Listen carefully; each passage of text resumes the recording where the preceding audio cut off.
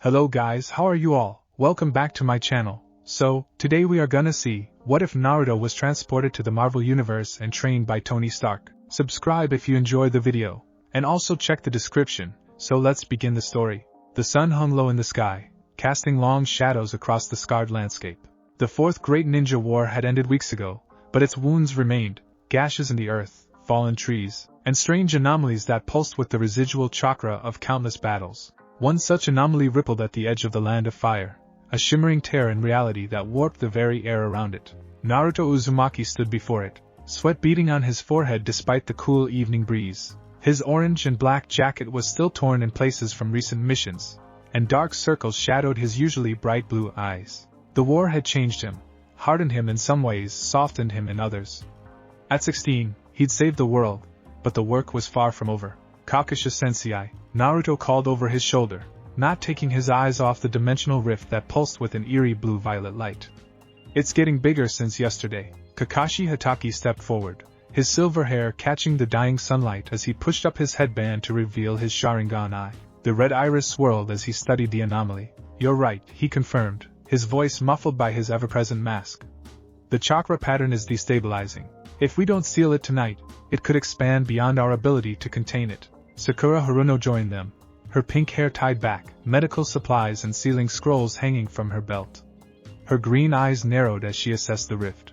Lady Tsunade said these tears appeared after Kagaya's defeat. Something about the dimensional shifting weakened the barriers between worlds. "Well, whatever it is," Naruto cracked his knuckles, determination hardening his features, "we're gonna close it." "Believe it!" Kakashi laid out a complex array of sealing tags in a wide circle around the rift. The paper talismans fluttered in the unnatural breeze emanating from the tear. "Listen carefully," Kakashi instructed, all traces of his usual laid-back demeanor gone. "Sakura and I will anchor the seal from opposite sides. Naruto, you'll need to focus your chakra into the center point while we stabilize the perimeter. Your shadow clones should help distribute the pressure evenly." Naruto nodded, the weight of responsibility settling on his shoulders like an old friend. "Got it. And Naruto?" Sakura added, her voice tight with concern. "Don't get too close. These rifts are unpredictable. We don't know what's on the other side." A cocky grin split Naruto's face. Sakura-kun, are you worried about me? Just don't do anything stupid," she snapped, but the slight upturn of her lips betrayed her affection. They took their positions as twilight deepened around them. The forest fell eerily silent, as if the wildlife sensed the danger and fled. Only the ethereal hum of the rift disturbed the quiet. "On my mark," Kakashi called, hands already forming a complex series of signs. 3, 2, 1 now! Chakra surged through the sealing array, illuminating the clearing with a ghostly blue light. Naruto's hands came together in his familiar cross sign, multi-shadow clone jutsu. With puffs of smoke, dozens of identical Narutos appeared, surrounding the rift in a ring of orange and blonde. Each clone extended their hands, channeling chakra toward the dimensional tear. The original Naruto closed his eyes, centering himself as he prepared to draw on his immense reserves. Inside him, Kurama stirred. "Kit, something's wrong with this one." The Ninetales growled, his massive form shifting uneasily within their shared mindscape. "What do you mean?" Naruto asked internally, even as his body continued the sealing process. "This rift, it's not just spatial. It's temporal. And it's reactive to chakra, especially mine." Before Naruto could process this warning, a violent tremor shook the ground. The rift pulsed, expanding suddenly before contracting with alarming speed. Several shadow clones popped out of existence as tendrils of energy lashed out from the tear. "It's destabilizing," Sakura shouted, struggling to maintain her position as the earth beneath her cracked. Kakashi's Sharingan spun wildly. "The sealing array is failing. We need to abort." But Naruto saw what would happen if they stopped. The rift would explode outward, consuming the forest, possibly reaching nearby villages. In a split-second decision, he charged forward. "Naruto, no!" Kakashi's command cut through the chaos, but too late. "I can contain it!" Naruto shouted back, his body already glowing with the golden chakra of his Ninetales mode. The power surged through him, transforming his appearance, skin glowing like molten sunlight, black markings spreading across his torso, a billowing cloak of energy forming behind him. "Everyone get back!" The remaining shadow clones redoubled their efforts, creating a barrier of chakra that pushed against the expanding rift. Naruto thrust his hands into the swirling vortex, feeling as if he were pushing against a hurricane. "Kurama, Give me everything you've got. Asterisk, this is reckless, even for you. Asterisk, the fox snarled, but complied, flooding Naruto's system with raw, ancient power. For a moment, it seemed to work. The rift contracted, its wild energy bending to Naruto's will. Sakura and Kakashi watched in awe as the 17-year-old single-handedly contained what their combined efforts could not. Then, without warning, the tear pulsed once more, not expanding this time, but reaching. Tendrils of dimensional energy wrapped around Naruto's arms, suddenly pulling rather than pushing. Something's wrong. Naruto gasped, trying to extricate himself but finding his chakra inexplicably bound to the rift. It's pulling me in. Hold on. Sakura sprinted forward, preparing to grab him, but Kakashi caught her arm. The gravitational force could take you both, he warned, his exposed eye wide with horror. We need another approach, but there was no time. The rift contracted violently, its edges wrapping around Naruto like hungry jaws. His shadow clones popped in rapid succession as the dimensional energy consumed them. Kakasha-sensei. Sakura-kun. Naruto's voice cracked as he fought against the inexorable pull. For the first time, real fear flashed in his eyes as he realized what was happening. I can't. His final words were swallowed as the rift collapsed inward, taking Naruto with it. A thunderous crack split the air, and a shockwave knocked Kakashi and Sakura backward. When they scrambled to their feet, the rift was gone, and so was Naruto. Falling. No, not just falling. Being unmade and remade, particle by particle. Naruto screamed, but no sound emerged in this place between places. Colors he had no words for streaked past him. Realities flickered like dying light bulbs. A world where the sky burned green, a city built on the back of a colossal turtle, a wasteland where metal men fought beneath 3 moons. His body stretched and compressed, the sensation like being pulled through the eye of a needle. Only Kurama's chakra kept him from disintegrating completely, forming a protective cocoon around his consciousness. Asterisk, hold on, Kit. Asterisk, the fox's voice echoed, distorted like a shout underwater. Asterisk, something's drawing us somewhere specific. I can feel it. Asterisk, Naruto couldn't respond. His mind fractured into 1,000 thoughts, memories flashing before him. Iruka placing the headband on him, Sasuke's smile before he left the village, Jiraiya's hand on his shoulder, the faces of everyone who believed in him. Was this how it ended? Lost between worlds, never to see home again? Then, as suddenly as it began, the chaotic journey stopped. Reality snapped back into focus with the sensation of being slapped awake. Naruto felt solid ground materialize beneath him, then through him.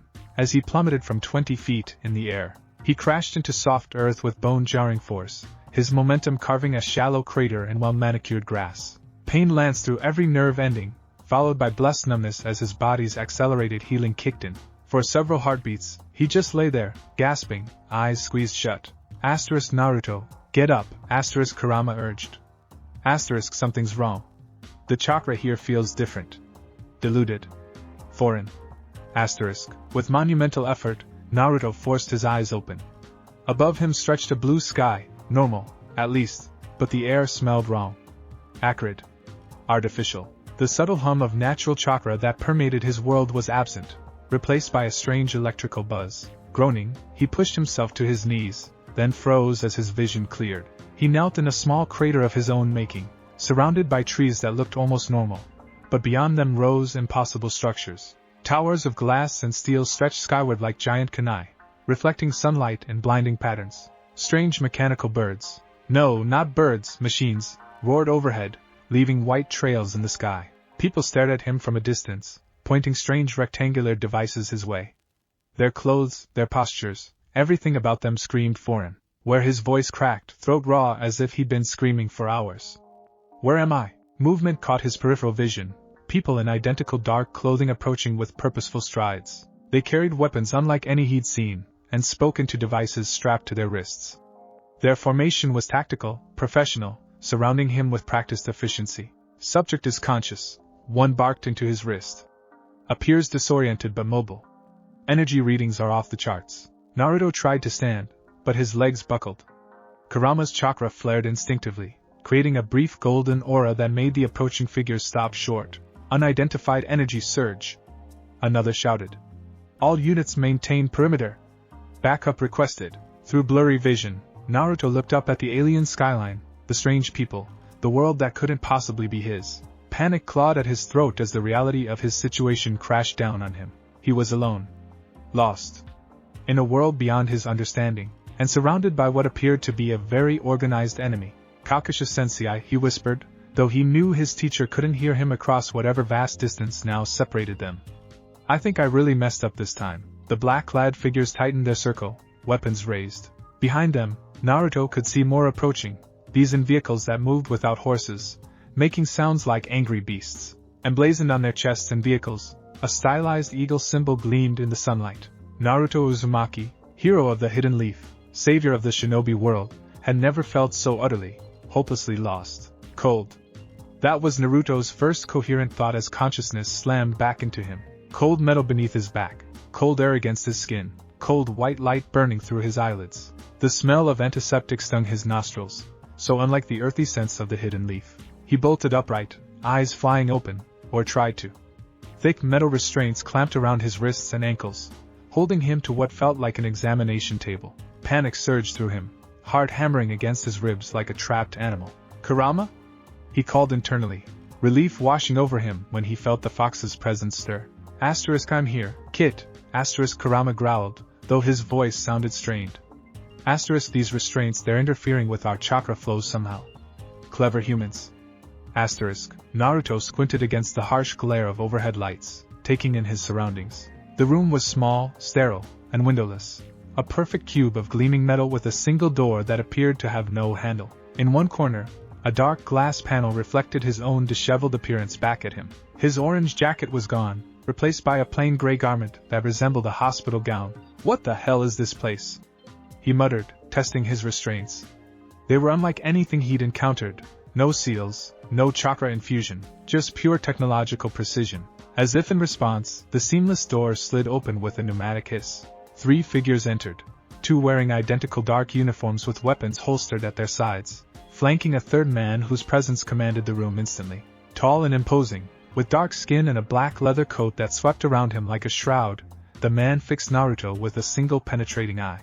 Where his other eye should have been, a black patch covered what Naruto sensed was an old wound. His face was set in hard lines, weathered by years of what could only be battles and difficult decisions. Something about him reminded Naruto of the third Hokage, that same aura of absolute authority tempered by heavy responsibility. The man stopped at the foot of Naruto's table, hands clasped behind his back, studying him with calculating intensity. I am Director Nick Fury of the Strategic Homeland Intervention, Enforcement, and Logistics Division. His voice was deep, resonant, and utterly uncompromising. You've caused quite a stir, young man. Naruto blinked, processing the string of unfamiliar words. He understood nothing except the man's name, Fury. Fitting. I don't understand what you're saying, Naruto replied in his own language, frustration edging his voice. Where am I? Why am I restrained? Fury's expression remained impassive as he turned to one of the agents. Get Dr. Chang in here. Looks like we have a language barrier. The agent nodded and left. Silence stretched between them, taut as a wire. Naruto's eyes darted around the room, cataloging potential escape routes, weapons, anything that might help him if things went south. His ninja training kicked in automatically despite his disorientation. Minutes later, the door opened again, admitting a slight woman with silver-streaked black hair and wire-rimmed glasses. She carried a sleek device that Naruto couldn't identify. This is Dr. Helen Chang, linguistics specialist, Fury said for the benefit of the remaining agent. Doctor, see if you can establish communication. Dr. Chang approached cautiously, smiling in a way that was probably meant to be reassuring but didn't reach her wary eyes. She held up the device, tapped its surface, and spoke into it. After a moment, the device emitted a series of sounds in what Naruto recognized as a butchered, mechanical version of his own language. Can you understand this translation? Naruto's eyes widened. Yes. What is that thing? Some kind of jutsu? The device converted his words, and Dr. Chang's eyebrows rose. Fascinating. He speaks a dialect that shares roots with Japanese, but with unique linguistic markers I've never encountered. She adjusted something on the device. It's working, sir, though the translation might be imperfect. Fury stepped forward again. What's your name, and where are you from? The mechanical voice relayed the question, and Naruto lifted his chin defiantly.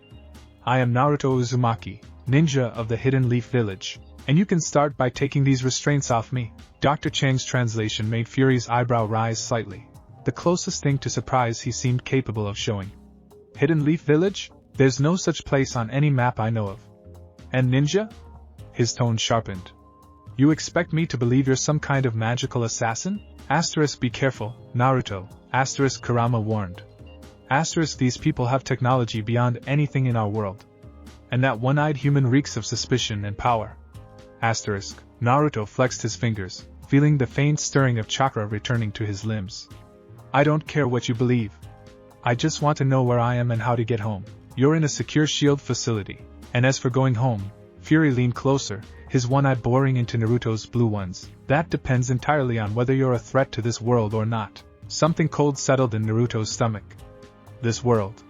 Not this country, not this land. This world. The energy signature when you arrived matched patterns we've only seen with extraterrestrial or extra-dimensional contact, Fury continued, watching Naruto's reaction closely. You tore a hole in the fabric of Central Park and created a crater. Normal humans don't do that. The reality of his situation crashed down on Naruto with crushing force. The dimensional rift hadn't just moved him through space, it had sent him to another world entirely. A world without chakra, without ninja, without anyone or anything familiar.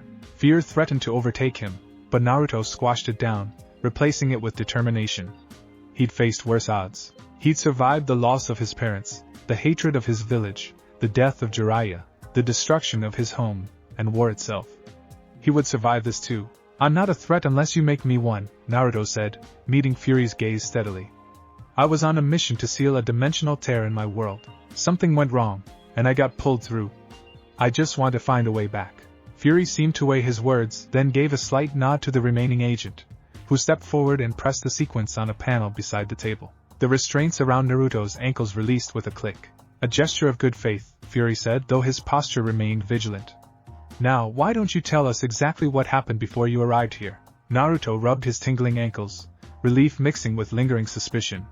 We were sealing a rift, a tear between dimensions that appeared after our war. I used my chakra to try to contain it when it started to collapse, but it pulled me in instead. Chakra? Dr. Chan leaned forward, curiosity overtaking caution. The translation suggests some kind of energy force? It's the life energy that flows through all living things, Naruto explained, falling into the basic academy lesson. Ninja learn to harness it to perform jutsu, techniques. Fury's expression hardened. Show me. Naruto hesitated, glancing at his still restrained wrists. I need my hands free. A tense silence fell as Fury considered, then finally nodded to the agent. The wrist restraints clicked open. Naruto sat up slowly, rubbing circulation back into his hands. He could feel multiple weapons trained on him from behind the dark glass. Observers he couldn't see but sensed nonetheless. One wrong move and he'd be in serious trouble. Asterisk, nothing too flashy, asterisk, Kurama advised. Asterisk, just enough to convince them.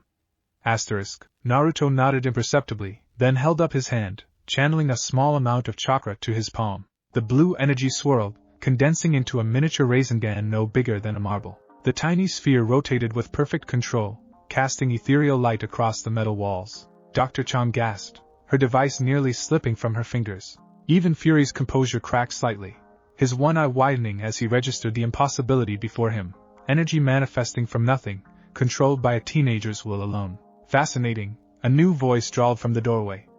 And here I thought I'd seen everything after Norse gods and alien invasions. All heads turned to the figure leaning against the doorframe with casual arrogance. Unlike the austere shield agents, this man wore an immaculately tailored charcoal suit that probably cost more than most people's cars. His goatee was precision trimmed, and behind tinted glasses, intelligent eyes assessed Naruto with open curiosity. Stark, Fury said, resignation mixed with irritation. I don't recall inviting you to this debriefing, Tony Stark. The name registered dimly in Naruto's mind from fragments of overheard conversation during his transport. Pushed off from the doorframe and strolled into the room as if he owned it. Good thing I invited myself then. Your energy readings broke records, Nick. Did you really think I wouldn't notice? He circled Naruto's table, eyes fixed on the miniature Rasengan still spinning in the boy's palm. That's not Tesseract energy. Not gamma radiation either. It's something new. Naruto let the Rasengan dissipate, watching the strange newcomer warily. There was something different about this man. Not the obvious physical power of Fury, but a razor-sharp intelligence that seemed to dissect everything it touched. Tony Stark, the man introduced himself directly to Naruto, ignoring Fury's glower. Genius, billionaire, philanthropist, and part-time savior of the world. He tapped the center of his chest, where a faint blue glow emanated through his shirt. I'm also something of an expert on unusual energy sources. The translation device conveyed his words, and Naruto found himself momentarily stunned by the man's brazen self-confidence. It reminded him, oddly enough, of himself in younger days. Naruto Uzumaki, he replied, deciding that directness deserved directness in return. Ninja of the Hidden Leaf, future Hokage, and container of the nine-tailed fox. Stark's eyebrow rose as the translation came through. Container of the what now? Before Naruto could answer, the atmosphere in the room shifted drastically. A warning blared from speakers overhead, and red lights began to pulse along the walls. The agent's hand flew to his earpiece, his expression tensing as he received information. Sir, we have a security breach on level 3. The specimens from the Moscow incident are loose. Fury cursed under his breath, already moving toward the door. Stark, stay here. Chan, with me. Nobody enters or leaves until I give the all-clear. As the door slid shut behind them, Naruto and Tony Stark regarded each other in the pulsing red light. Two beings from different worlds suddenly left alone together. The distant sound of shouting and what might have been gunfire filtered through the walls. So, Stark said, perching casually on the edge of the examination table. Nine-tailed fox, huh? That a sports team, or? Naruto might have laughed if the situation weren't so dire. Instead, his senses sharpened as the sounds of conflict grew closer. Something was coming.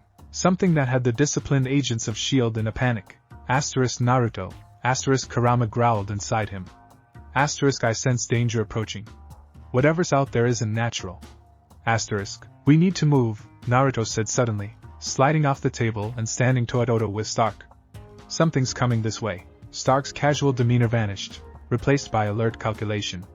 How do you know that? Before Naruto could answer, a tremendous crash shook the room, and the metal door buckled inward as if struck by enormous force. A second impact dented it further, the reinforced metal groaning in protest. That would be the specimens, Stark muttered, backing away from the door. His hand moved to his wrist, touching what looked like a metallic bracelet. Probably not friendly, judging by the welcoming committee they've sent. The door burst open with the third impact, torn from its frame by what appeared to be massive claws. In the doorway stood a nightmarish creature, vaguely humanoid but twisted, its skin a shifting pattern of iridescent scales, eyes glowing with unnatural yellow light. Behind it, more shapes moved in the darkened corridor. Naruto dropped into a fighting stance instinctively. What the hell is that thing? Not from around here, Stark replied grimly, twisting his wrist device. Neither are you, kid, but right now, that makes us the home team. The creature let out a screech that sent shivers down Naruto's spine, then lunged forward with inhuman speed. In that instant, several things happened at once. Naruto's hands flew through signs, chakra surging through his body. Shadow clone jutsu. With puffs of smoke, 3 perfect copies of Naruto appeared, immediately moving to intercept the creature. Simultaneously, metallic pieces flew through the air from various corners of the room, assembling around Stark's body with precision engineering. Within seconds, he was encased in a sleek red and gold armor, the faceplate snapping shut as repulses in his palms powered up with a high-pitched whine. The creature faltered momentarily, confronted by the suddenly multiplied threat. Well, came Stark's voice, now mechanized through the Iron Man suit. That's a neat trick. Naruto flashed a grin that held equal parts determination and battle joy. You haven't seen anything yet. As the creature recovered and charged again, Naruto and Iron Man moved in tandem, strangers from different worlds, facing a common enemy with their respective impossible abilities. For Naruto, who had battled alongside allies his entire life, there was something almost comforting in the familiar dance of combat, even in this unfamiliar world. The real test would come after, when the dust settled and decisions had to be made. But for now, as chakra flowed through his veins and the thrill of battle cleared his mind, Naruto Uzumaki felt something he hadn't since arriving in this strange new world. He felt alive. Absolutely not. Fury's voice cut through the conference room like a blade, his hands planted firmly on the glass table. The boy is an unknown entity with unexplained powers. He stays in S.H.I.E.L.D. custody until we determine exactly what we're dealing with. 2 hours had passed since the containment breach. The specimens, genetically modified experiments from a rogue Russian lab, Naruto had learned, were safely back in isolation. The facility had sustained damage, but no casualties, thanks in no small part to Naruto's shadow clones assisting with evacuation, while Iron Man and S.H.I.E.L.D. agents contained the threat. Now, showered and dressed in borrowed S.H.I.E.L.D. training gear, Naruto sat silently at the conference table, the translation device beside him. His momentary cooperation had earned him a seat at the discussion of his own fate, though his presence seemed more courtesy than real inclusion. Across from him, Tony Stark, now back in his designer suit, not a hair out of place despite the recent battle, leaned back in his chair with calculated nonchalance. "And your containment worked so well the first time," Stark countered, spinning a holographic display showing energy readings from Naruto's chakra. "The kid's putting out energy signatures similar to the Tesseract." "Nick, you really want to keep him in a standard cell when you don't even understand what he's capable of?" "That's precisely why he helped us," Stark interrupted, a rare seriousness entering his tone. "When those things broke loose, he could have made a run for it. Instead, he put himself between them and your agents." Naruto watched the exchange with growing frustration, understanding just enough to know he was being discussed like a weapon rather than a person. It was a feeling he knew too well from his childhood as Kurama's Jinchuriki. "I'm right here, you know," he finally said, his voice cutting through their argument. The translation device conveyed his words, adding, "And I can hear everything you're saying about me." Both men turned to him, Fury with narrowed eyes, Stark with something approaching approval. "Look," Naruto continued, "I don't want to be here any more than you want me here. I have a village to protect, people waiting for me, but until I figure out how to get back, I need somewhere to stay. Somewhere I can learn about this world." He looked directly at Fury. "And keeping me locked up isn't going to help either of us." Fury's jaw tightened. "You have abilities we don't understand, potentially dangerous ones." "So does he," Naruto jerked his thumb towards Stark. "So do those Avengers I heard about. Are they all locked up too?" A ghost of a smile touched Stark's lips. "Kid's got you there, Nick." Fury shot Stark a look that would have withered a lesser man, then turned back to Naruto. "What exactly do you propose?" Naruto hesitated, realizing he hadn't thought that far ahead. Before he could respond, Stark jumped in. "He comes with me to the tower. I've got the facilities to study his energy signature, better containment if necessary, and Jarvis can continue the translation work." He shrugged with deliberate casualness. "Plus, I've got better food." "You want to take a potentially unstable interdimensional being to the middle of Manhattan?" Fury's tone suggested Stark had lost his mind, as opposed to keeping him in an underground bunker where he's already seen most of your security protocols. Stark countered. "Besides, the tower's containment systems were designed to handle the Hulk. I think they can manage one teenage ninja." Naruto's eyes darted between them, sensing the power struggle beneath the words. He remembered similar negotiations between villages during the formation of the allied shinobi forces. The careful balance of trust and suspicion, power and vulnerability. "I give you my word," Naruto said, placing his hand over his heart in a gesture universal enough to translate without technology. "I won't cause trouble. I just want to find a way home." Fury studied him for a long moment, weighing factors Naruto could only guess at. Finally, he exhaled slowly. 3 days, Stark. You get 3 days with him at the tower. Full monitoring, daily reports, and shield personnel on standby. His eye fixed on Naruto with penetrating intensity. "One hint of a threat, one energy spike we don't like, and you're back here in a heartbeat." "Clear?" Relief washed through Naruto, though he kept his expression composed. "Clear, Crystal," Stark added, already standing. "We'll leave immediately. My car's outside." As they prepared to depart, Dr. Chang approached Naruto, offering him the translation device. "This is programmed with basic English phrases. Mr. Stark's AI system will take over the translation work, but this might help in the meantime." Naruto accepted the device with a grateful nod. "Thank you?" She hesitated, then added quietly, "For what it's worth, I believe you're telling the truth about wanting to go home. I hope you find your way back." The simple kindness, the first he received since arriving in this world, caught Naruto off guard. He smiled, a genuine expression that transformed his face from wary to radiant. "Thanks. That means a lot." As they walked through the facility toward the exit, Stark glanced sideways at Naruto. "So, this nine-tailed fox you mentioned, that related to how your eyes turned red back there when things got dicey?" Naruto tensed, not realizing Kurama's influence had been visible during the fight. "It's complicated. I like complicated," Stark replied with a grin that suggested he genuinely meant it. "And we've got a nice long car ride to start unpacking it." He pushed open a door, revealing blinding sunlight and a sleek vehicle that looked more spacecraft than car. "Welcome to your first day in the Marvel Universe, kid. It's about to get interesting." Naruto stepped into the sunlight, the foreign world spreading before him in all its technological glory. Towering buildings, flying machines, devices beyond his comprehension. It was terrifying and exhilarating all at once. "What do you think, Kurama?" He asked internally. "Can we trust this Stark guy?" Asterisk, the fox snorted. Asterisk, about as much as we trusted Jiraiya the first time we met him. He's powerful, intelligent, and definitely hiding things. But he's also curious about you, and that curiosity might be our best chance at finding a way home. Asterisk, Naruto nodded imperceptibly as he slid into the passenger seat of Stark's car, the door closing with a soft hiss that spoke of luxury and precision engineering.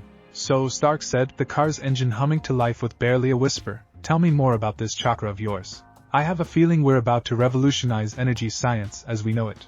As the car pulled away from the shield facility, Naruto found himself caught between two overwhelming emotions, the hollow ache of being torn from everything familiar, and the reluctant spark of curiosity about this strange new world and the man who had appointed himself Naruto's guide to it. One thing was certain, whatever journey lay ahead, it would be unlike anything he had faced before. He was Naruto Uzumaki, after all. Making the impossible possible was what he did best. The gleaming spire of Stark Tower sliced into the New York skyline like a kunai of glass and steel. Naruto pressed his face against the car window, neck craned to follow the impossible height of the structure, as Tony's sleek vehicle purred to a stop at its base. The massive AM blazon near the top caught the afternoon sunlight, a beacon announcing to the city, to the world, that this was no ordinary building. Home sweet home, Tony announced, the car doors rising with a pneumatic hiss.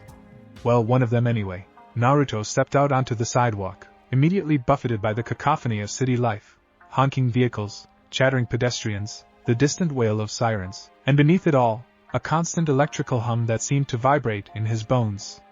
The air tasted of metal and exhaust, nothing like the clean forest breezes of the hidden leaf. He struggled to find words, the translation device in his hand beeping as it tried to keep up. Big, Tony smirked, clapping a hand on Naruto's shoulder. Kid, you haven't seen anything yet. A subtle nod from Tony sent the car gliding away, driverless, as they approached the entrance. Glass doors slid open automatically, and a rush of climate-controlled air enveloped them. The lobby stretched before them, all polished marble and artistic lighting, with a ceiling so high it made Naruto's stomach flip. People in crisp business attire moved purposefully across the space, many glancing at Tony with a mixture of awe and trepidation. A few curious gazes fell on Naruto, the blonde teenager in borrowed shield workout clothes, but no one dared question his presence alongside the building's owner. Private elevator, Tony said, guiding Naruto past the main banks toward an isolated set of doors that opened at their approach without a button being pressed. Biometric recognition. It'll know you now too. The elevator interior was mirrored steel, with no visible buttons or controls. As the doors closed, Naruto's reflection stared back at him, disheveled, wide-eyed, and completely out of place. The translation device dangled awkwardly from his hand, a tether to comprehension in this baffling world. Welcome back, sir, came a disembodied voice, causing Naruto to startle and drop into a defensive stance. I see you've brought a guest, Tony laughed. Easy, ninja boy. That's just Jarvis, my AI assistant. Think of him as a very smart, invisible friend who runs everything.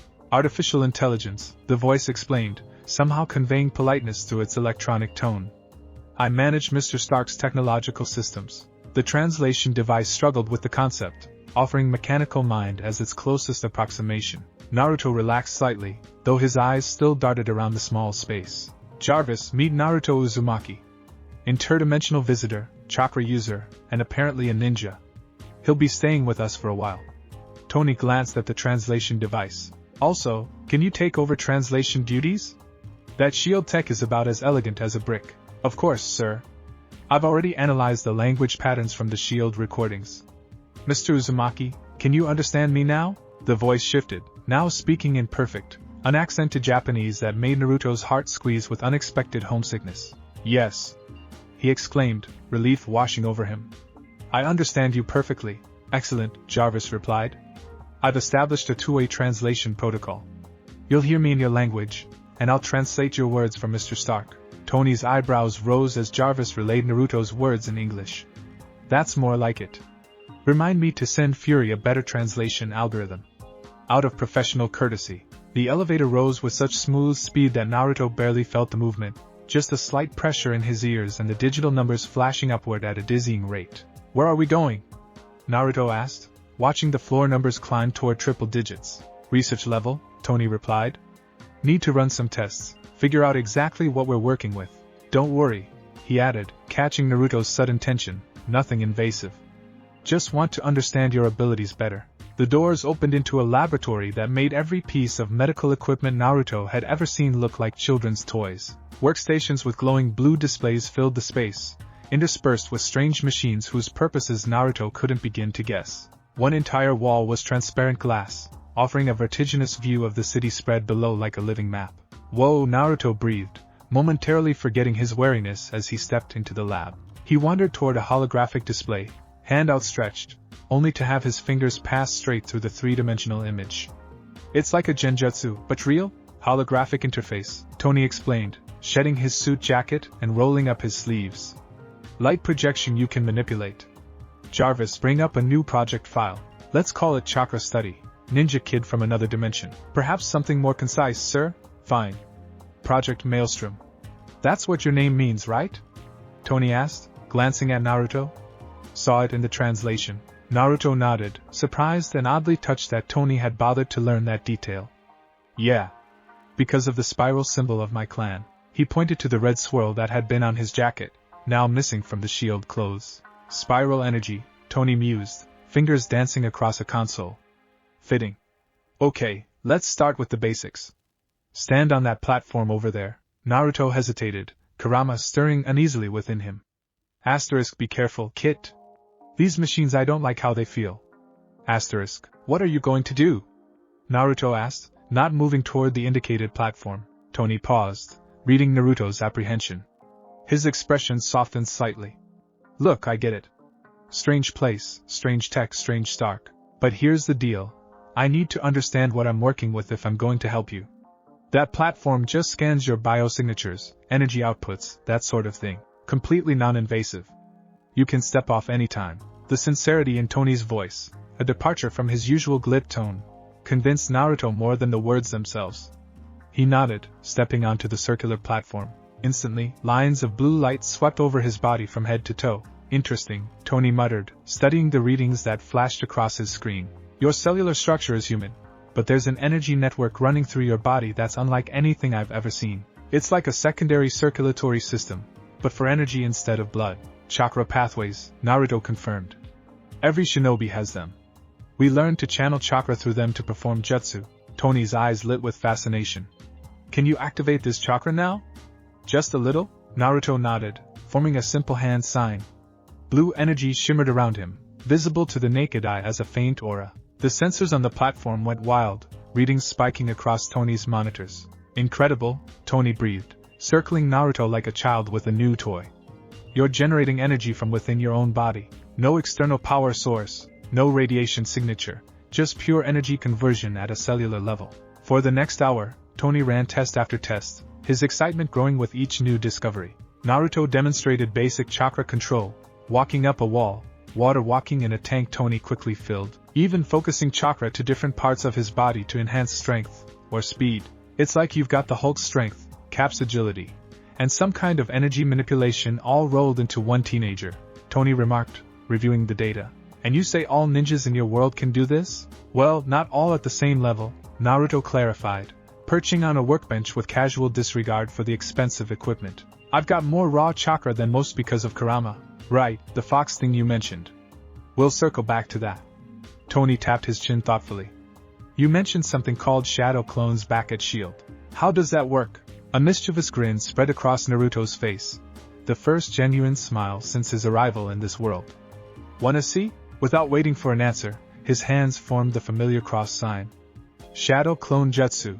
With a series of pops and bursts of smoke, 10 perfect copies of Naruto appeared throughout the lab, each one solid and independent, examining different pieces of equipment with identical expressions of curiosity. Holy! Tony stumbled back, coffee mug slipping from his fingers only to be caught by one of the clones. Those are physical copies?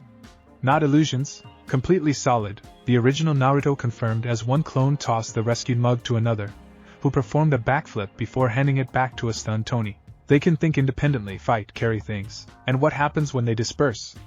Tony asked, poking one clone experimentally in the chest. I get their memories and experiences, Naruto explained. Great for reconnaissance or training. I can learn things 10 times faster with 10 clones. Tony's mind visibly raced with implications.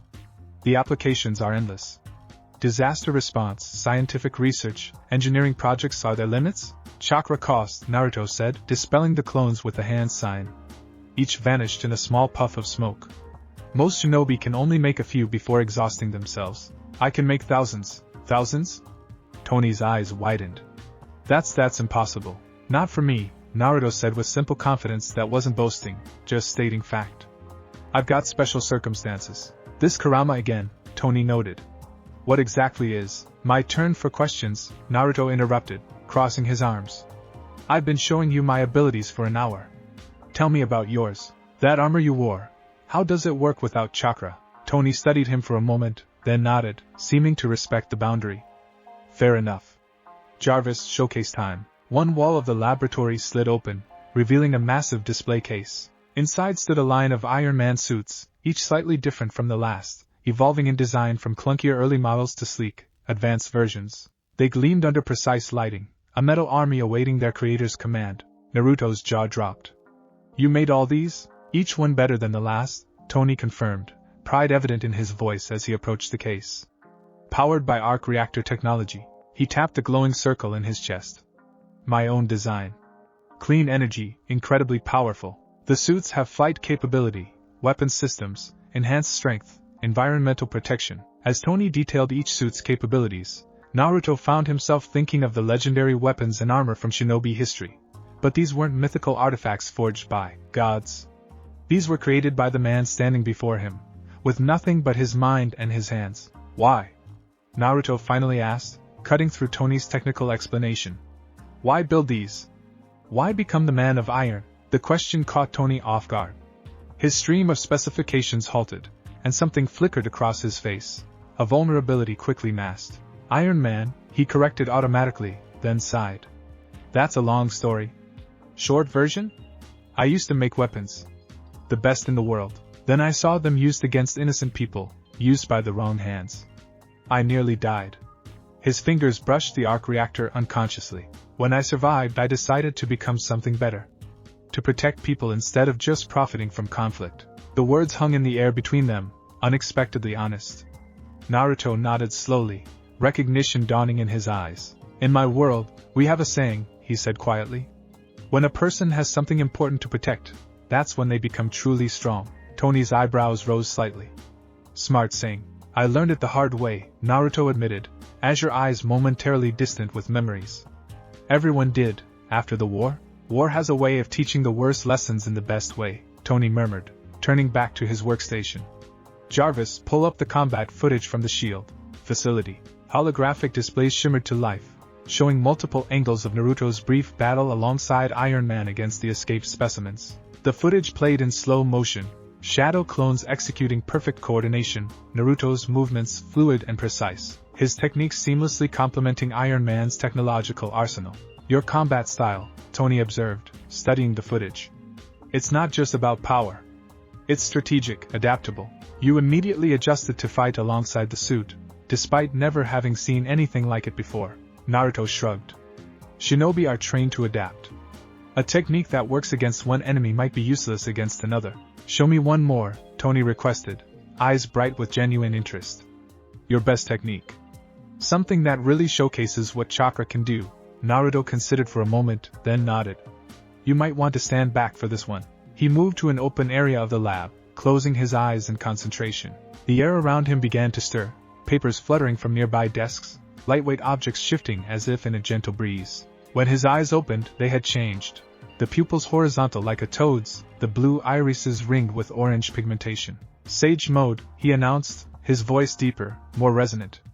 It lets me absorb natural energy and blend it with my own chakra. Even without sensors, Tony could feel the difference. A palpable pressure in the air, as if the atmosphere itself had become heavier around the teenager. Natural energy? It exists everywhere, Naruto explained, his movements deliberate and controlled. Most people can't sense it. I learned to gather and use it. He extended his right hand palm up. A swirling sphere of energy formed above it, not the tiny demonstration from S.H.I.E.L.D., but a massive orb that howled with contained power, wind visibly spiraling around its surface. The light it cast painted the laboratory in shifting patterns of blue and white. Raisin Shuriken, Naruto said, the deadly technique spinning above his palm like a miniature storm. Wind-style chakra shaped into its highest form. It can shred an enemy's cells on contact. The raw destructive potential hovering in Naruto's hand made Tony's breath catch. For the first time, he seemed to fully grasp that behind the teenager's bright exterior lay a warrior trained for lethal combat. After a moment, Naruto allowed the technique to dissipate, the laboratory settling back into stillness as sage mode faded from his features. The demonstration had been perfect control, power revealed but perfectly contained. Okay, Tony said finally, breaking the silence. That was impressive. And slightly terrifying. Naruto grinned, scratching the back of his head in a gesture that instantly transformed him from formidable warrior back to teenage boy. Pervy Sage would be proud. He always said a good demonstration should scare people a little. Pervy Sage? My mentor, Naruto clarified, a mixture of affection and old grief coloring his voice. Jiraiya. One of the legendary Sannin. He taught me the Rasengan, among other things. Tony nodded slowly, something shifting in his expression. Come on, he said suddenly, heading toward another door. I want to show you something else. They left the clinical environment of the laboratory, descending one floor to a space that couldn't have been more different. Where the lab had been all sterile surfaces and precise organization, this room was organized chaos. Workbenches overflowing with half-finished projects, robotic arms moving materials between stations, holographic designs hovering in midair. Music pulsed from hidden speakers, temporarily lowering in volume as they entered. My workshop, Tony explained, moving through the space with familiar ease. Where the real work happens. The labs for analysis. This is for creation. Naruto wandered between workstations, eyes wide with wonder. Unlike the scientific equipment upstairs, he could recognize the purpose of many items here. Tools, though far more advanced than anything in his world. The smell of metal and oil reminded him, oddly enough, of weapons maintenance back home. It's amazing, he breathed, watching a robotic arm delicately assemble what appeared to be a miniature repulsor. You built all this yourself? Built it, designed it, improve it constantly, Tony confirmed, pride evident as he ran a hand along a workbench. This is where all the suits start. Where ideas become reality. A glass case caught Naruto's attention. Inside lay a beautifully crafted metal glove, similar to Iron Man's gauntlets, but slimmer, with intricate circuitry visible beneath partially transparent panels. My latest project, Tony explained, following Naruto's gaze. Trying to make the energy channeling more efficient. Focusing the repulsor beam through narrower pathways to increase precision without sacrificing power. Like chakra control, Naruto murmured, tapping the glass thoughtfully. We do the same thing. Focus energy through smaller and smaller points to make it more powerful. Tony's head tilted, intrigue sparking in his eyes. That's exactly the principle. Different applications, same concept. They exchanged a look of mutual recognition, two different paths leading to the same fundamental understanding. For a moment, the vast gulf between their worlds narrowed. You know, Tony said, leaning against a workbench, when Fury told me about an interdimensional visitor generating unknown energy. I expected a lot of things. A confused teenager with whisker marks wasn't on the list. Naruto's fingers traced the birthmarks on his cheeks self-consciously. Yeah, well, I didn't exactly plan to get sucked into another dimension today either. Fair point. Tony studied him with unexpected seriousness. What's your story, kid? The real one. Not the abridged version you gave S.H.I.E.L.D. Naruto hesitated, wariness returning. Why do you want to know? Because I'm trying to figure out if my gut instinct about you is right, Tony replied candidly. And because knowing who you are might help us figure out how to get you home. Naruto perched on a nearby stool, conflicting impulses warring within him. Trust had never come easily, not after a childhood of isolation and betrayal. Yet something about Tony Stark resonated with him. Perhaps it was the man's directness, or the passion that radiated from him when he spoke of his creations, or perhaps it was the shadow of loneliness Naruto recognized behind the bravado. I'm the Jinchuriki of the nine-tailed fox, he began finally. That means I'm the container for a powerful being made of chakra called Kurama. As Naruto spoke, the workshop fell silent except for his voice. He told Tony about his childhood as the village pariah, feared for the beast sealed within him. About growing up without parents, desperate for acknowledgement. About finding precious people worth protecting, and the strength that gave him. About Sasuke and the promise he still intended to keep. About Jiraiya's training and death. About Pain's attack and the Fourth Great Ninja War. Throughout the telling, Tony remained uncharacteristically silent, his expression thoughtful. When Naruto finally finished, ending with the dimensional rift mission that had gone wrong, the inventor nodded slowly. So you're basically your world's first and last line of defense against apocalyptic threats. Tony summarized. A child soldier turned war hero with enough power to level mountains, who grew up with everyone hating your guts because of something completely beyond your control. He let out a low whistle. And I thought my childhood issues were dramatic. Naruto blinked, caught off guard by the blunt assessment, then found himself laughing, a genuine sound that surprised even him. Yeah, when you put it that way. But you don't hate them, Tony observed, his tone shifting to something more serious. The village that treated you like garbage. You still fight to protect them. They're precious to me, Naruto said simply. My friends, my teachers, my home. Even the people who were cruel, they were just scared. Most of them came around eventually. Tony's eyes narrowed slightly, studying Naruto with new intensity. And this nine-tailed fox inside you? Kurama? Your relationship with him seemed complicated during that fight at S.H.I.E.L.D. Asterisk he's perceptive. Asterisk Kurama rumbled within Naruto. Asterisk careful what you reveal. Asterisk, it is complicated, Naruto admitted. Kurama was forced into human containers for generations. He had good reason to hate humans. But we've reached an understanding. We're partners now. Tony nodded thoughtfully, pushing off from the workbench and beginning to pace. Energy seemed to radiate from him as ideas visibly formed behind his eyes. Okay, here's what I'm thinking, he said, hands moving animatedly as he spoke. The dimensional rift you came through. It was basically a hole between realities, right? Tears like that don't usually heal cleanly. There might be echoes, aftershocks, thin spots between our worlds. Naruto straightened, hope flaring. You think there's still a way back? I think it's worth investigating, Tony clarified. But I need more data.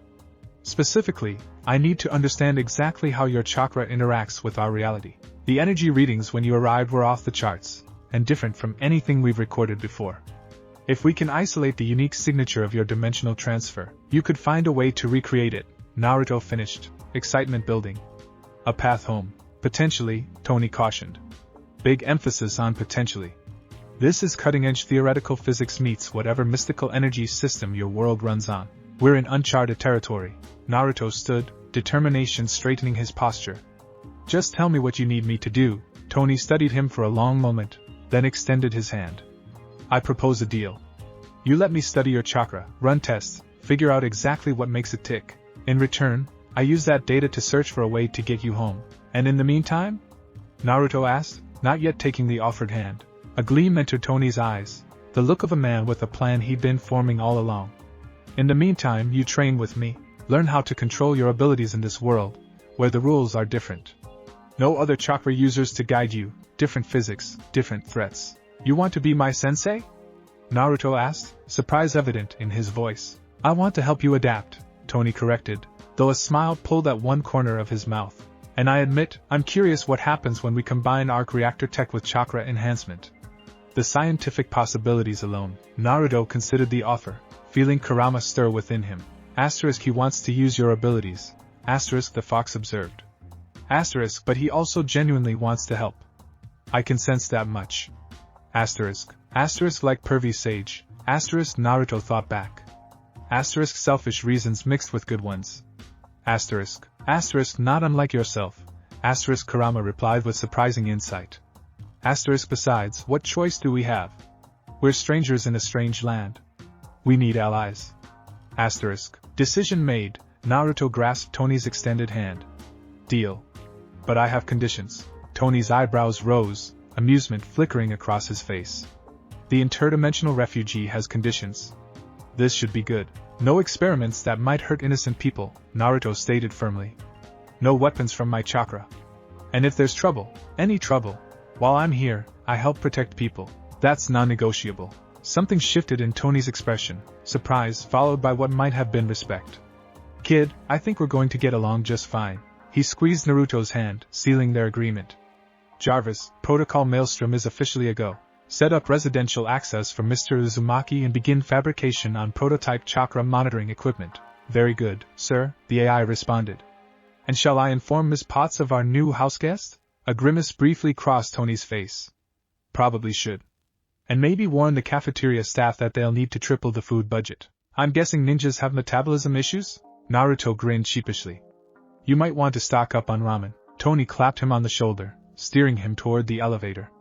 First rule of training with Tony Stark, proper nutrition, which means introducing you to the wonders of New York pizza before anything else. As they left the workshop, the lights dimming automatically behind them, Naruto felt something he hadn't expected to find in this alien world, a tentative sense of possibility. He was still lost, still separated from everything familiar, but for the first time since arriving, he could see the outline of a path forward. "Hey, Tony," he said as the elevator doors closed behind them. "Thanks for giving me a chance." Tony studied him for a moment, something unreadable flickering behind his eyes. "Everyone deserves a second chance, kid. Even if it's in another dimension entirely." The elevator began its descent, carrying them toward the beginning of a partnership neither could have imagined. The ninja and the inventor, united by circumstance but connected by something deeper. The first steps on a journey that would change them both in ways neither yet understood. Dawn broke over Manhattan, painting the glass towers in molten gold. On the 83rd floor of Stark Tower, Naruto stood barefoot on a training mat, eyes closed in concentration. Sweat beaded on his forehead despite the climate-controlled environment. 3 days had passed since his arrival in this strange world, and the rhythm of intensive training had already taken hold. "Focus," Tony instructed from behind a protective barrier of transparent polymer. He manipulated holographic controls, adjusting parameters on the monitoring equipment surrounding Naruto. "Channel your chakra like you did yesterday, but slower. Let the sensors map the flow." Naruto's face scrunched in concentration. Ordinarily, chakra manipulation came as naturally as breathing, but Tony wanted him to deconstruct the process, to consciously direct every microscopic movement of energy through his pathways. It was like trying to control individual raindrops in a downpour. "Steady," Tony murmured, eyes flicking between readings. "You're spiking again on the left meridian." "It's harder than it looks," Naruto grumbled, azure eyes squinting open. "Normally I just do it, and I normally just fly the suit without thinking about each thruster adjustment," Tony countered, making another calibration. "But if we're going to create an interface between your chakra and my tech, we need precision." Around Naruto's wrists, ankles, and torso, sleek bands of metallic alloy pulsed with light. Each contained microfilament sensors extending just beneath his skin, mapping the chakra network Tony had spent the past 72 hours obsessively documenting. A three-dimensional hologram of Naruto's body hovered nearby, showing the flowing pathways lighting up as energy moved through them. "Try again," Tony said, not unkindly. "Just the right arm this time. Slow and steady." Drawing a deep breath, Naruto closed his eyes once more. This time, he visualized his chakra as water in a stream, not the torrential rush he typically commanded, but a gentle current he could guide finger by finger, inch by inch, through the pathways of his right arm. The hologram responded, a blue glow traveling precisely down the shoulder, through the bicep, into the forearm, finally illuminating the palm where it swirled in a perfect spiral. "There it is!" Tony exclaimed, excitement lighting his features. "Jarvis, capture that pattern." "That's exactly what we need." "Pattern recorded, sir," Jarvis confirmed. "The chakra flow path has been fully mapped and digitized." Naruto released the controlled flow with a whoosh of breath, shoulders sagging slightly. "Even my academy instructors weren't this picky about chakra control." "Your academy instructors weren't trying to revolutionize quantum energy manipulation," Tony replied absently, already diving into the captured data. His fingers danced through holographic code, manipulating mathematical models that twisted and reformed in the air before him. "Besides, you're doing better than expected. Most test subjects would have cracked by now." "Most test subjects probably weren't trained to stand perfectly still under a waterfall for 12 hours straight," Naruto muttered, rotating his shoulder to work out stiffness. Tony glanced up with a raised eyebrow. "Seriously?" Pervy Sage had unconventional teaching methods. A ghost of a smile flickered across Naruto's face at the memory. "Sounds like my kind of instructor." Tony stepped out from behind the barrier, tossing Naruto a towel. "Take 5. I need to synthesize this data." Naruto caught the towel one-handed, wiping sweat from his face as he wandered to the vast windows overlooking the city. New York sprawled beneath him like nothing he'd ever seen. Even the most advanced villages in his world couldn't compare to this metropolis of glass and steel. 3 days, and the strangeness of it all hadn't diminished. "You're adapting well," Kurama observed within him. "But don't lose sight of our goal. This isn't home." "I know," Naruto replied mentally. "But we need Stark's help to find a way back. Besides, their technology is incredible. Imagine what the Hidden Leaf could do with even a fraction of this." Just be careful what you give in return," the fox cautioned.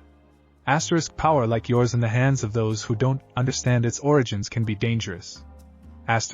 Behind him, the lab doors hissed open, interrupting the internal dialogue. Naruto turned to see a woman enter, tall, athletically built, with fiery red hair cut in a precise bob. She moved with the fluid grace of a predator, her sharp green eyes taking in the laboratory setup with a single sweep. "So this is where you've been hiding your new project," she said to Tony, her voice carrying a hint of amusement. "Fury mentioned you'd kidnapped an interdimensional teenager, but I had to see for myself." "Kidnapped is a strong word," Tony replied without looking up from his work. "I prefer providing sanctuary for diplomatic purposes. Naruto, meet Natasha Romanoff. Natasha, meet Naruto Uzumaki." The woman, Natasha, turned her assessing gaze to Naruto. Though she appeared relaxed, he instantly recognized the controlled awareness of a seasoned combatant. This was a warrior, perhaps not with chakra, but definitely dangerous. "Hi," Naruto offered with an uncertain wave. She replied, then switched seamlessly to accented but perfect Japanese. "I hear you're quite the fighter." Naruto's eyes widened in surprise at hearing his native language. "You speak my language?" "I speak 27 languages," she responded with a casual shrug. "Never hurts to be prepared." "Natasha is our resident super spy," Tony explained, still absorbed in his data. "She's also the reason you're here instead of a shield containment cell. Her report on your combat capabilities convinced Fury you weren't an immediate threat." "Not an immediate threat," Natasha corrected with the ghost of a smile. "Just a very interesting puzzle. I asked her to stop by," Tony continued, finally looking up. "We're moving to Phase 2 today, combat adaptation. And while I'm good at many things, teaching hand-to-hand combat isn't my specialty." Understanding dawned on Naruto. "You want me to spar with her?" "I want you to try," Tony replied with a smirk. "Natasha's trained since childhood. Black Widow is what we call her professionally. Think of her as this world's equivalent of your ninja. Without the chakra tricks," Natasha added, already stretching her shoulders. "Just pure skill. I'm curious to see how your fighting style holds up without your energy advantages." Anticipation sparked in Naruto's chest. After days of clinical tests and precision exercises, the prospect of actual combat, even sparring, felt like a relief. "When do we start?" 20 minutes later, Naruto found himself flat on his back for the 7th time, staring up at the training room ceiling and gasping for breath. Across from him, Natasha hadn't even broken a sweat, her stance perfectly balanced as she waited for him to rise again. "You telegraph your movements," she observed clinically. "Too much wind-up before strikes. In your world, maybe you can afford that because you have speed enhancements. Here, it's a liability." Naruto gritted his teeth, pushing himself up. They'd agreed on a no-chakra spar, pure taijutsu only, and the results had been humbling. Without his enhanced strength and speed, the flaws in his basic technique were brutally exposed. "Again," he demanded, settling into a fighting stance. "Admirable determination," Natasha noted, circling slowly. "But brute force persistence isn't the answer here. You need to adapt." She moved without warning, a blur of precise strikes that Naruto barely managed to block. Each impact jarred his bones, and her fighting style seemed to flow like water, nothing like the structured forms he'd trained against. "Your world's combat evolved differently," Tony observed from the sidelines, munching on blueberries as he watched. "More ritualized, more dependent on energy enhancement. Less practical," Natasha added, sweeping Naruto's legs out from under him with a move he never saw coming. "More flashy." Frustration boiled in Naruto's veins as he hit the mat again. "In my world, this would be different. With chakra." "But we're not in your world," Tony interrupted, his tone sharpening. "That's the point. You need to adapt to the physics here, the limitations here. Otherwise, you're vulnerable." The words stung because they were true. Naruto rose again, breathing hard, muscles protesting. Without chakra enhancement, he felt sluggish, ordinary, and it terrified him. They're right. Kurama rumbled within him. You've always relied on overwhelming power. Strip that away, and your foundations are shaky. One more time, Naruto said, determination hardening his voice. But this time, I want to try something different. Instead of his usual aggressive stance, Naruto settled into a more defensive posture, weight balanced evenly. He watched Natasha with new eyes, studying rather than preparing to attack. When she came at him, he didn't try to match her speed or counter with his own strikes. Instead, he focused solely on evasion, minimal movements, reading her rhythm, staying just beyond her reach. It wasn't his style at all, but that was the point. Better, Natasha approved, increasing her pace. Now you're learning. The sparring continued, Naruto gradually incorporating what he observed into his responses. He still ended up on the mat more often than not, but the intervals between falls grew longer. By the session's end, He managed to land exactly one counter-strike, a glancing blow to Natasha's shoulder that earned him a rare nod of approval. Not bad, she conceded, tossing him a water bottle. You learn fast when you stop trying to force your old methods to work. Tomorrow we add back minimal chakra enhancement, Tony announced, already making notes on his tablet. Just enough to start building the interface between your abilities and this world's physics. Naruto gulped water gratefully, body aching in ways it hadn't since his earliest training days. Interface? Tony's eyes gleamed with inventor's enthusiasm. I've been working on something. Follow me. The workshop had transformed in the hours since Naruto had last seen it, where there had been scattered components and half-finished projects. Now a clear focus dominated the space. Workbenches had been rearranged around a central podium where a pair of gauntlets rested, sleek, matte black with lines of glowing blue energy pulsing through circuit-like patterns. Meet your new training tools, Tony announced, gesturing proudly. Prototype chakra conductors, designed from scratch based on the data we've gathered. Naruto approached cautiously, sensing something different about these gauntlets compared to Iron Man's armor. They were lighter, more flexible, designed for precision rather than raw power. These aren't weapons, he observed, running a finger along one gleaming surface. Training aids, Tony corrected. Similar to the concept of those chakra papers you mentioned, but vastly more sophisticated. They'll help you visualize how your energy interacts with our world's physics. Naruto picked one up, surprised by its lightness. The material felt almost alive against his skin, responding to his touch with subtle pulses of light. Vibranium titanium alloy weave, Tony explained, noting his reaction. With microfilament sensors and channeling circuits designed to mimic your natural chakra pathways. Put them on. The gauntlets slid over Naruto's hands and forearms like a second skin, automatically adjusting to create a perfect fit. He flexed his fingers experimentally, marveling at how they barely restricted his movement. Now channel a small amount of chakra, Tony instructed. Just basic flow, like we practiced this morning. Naruto complied, focusing on the gentle stream rather than his usual torrent. Immediately, the blue lines on the gauntlets brightened, energy visibly flowing through the circuits in perfect sync with his internal pathways. Whoa, he breathed, turning his hands to watch the energy pattern shift. The gauntlets provide real-time feedback, Tony explained, clearly proud of his creation. They show exactly how your chakra interacts with our world's electromagnetic field, quantum particles, gravitational waves, the whole spectrum of physics that differs from your reality. And this helps me how? By teaching you precision, came a new voice from the doorway. Control over raw power. Both turned to see a man enter, unassuming in appearance, with curly dark hair sprinkled with gray and glasses that he adjusted nervously. Despite his mild demeanor, Naruto sensed something powerful carefully contained within him. Not chakra, but something equally potent. Bruce, Tony greeted warmly. Perfect timing. Naruto, meet Dr. Bruce Banner, foremost expert on gamma radiation, 7ph.ds, and anger management issues that would make your fox friend seem cuddly. Bruce winced slightly at the introduction. Tony exaggerates. Sometimes. He extended a hand to Naruto, his grip firm but controlled. I've been reviewing your energy signatures. Fascinating stuff. Dr. Banner knows a thing or two about containing immense power, Tony explained. Thought he might have some insights for your training. Understanding dawned on Naruto. You're a Jinchuriki too? You have something sealed inside you? A sad smile touched Bruce's lips. Not sealed so much as integrated. But yes, I understand the challenge of sharing your body with a force that others fear.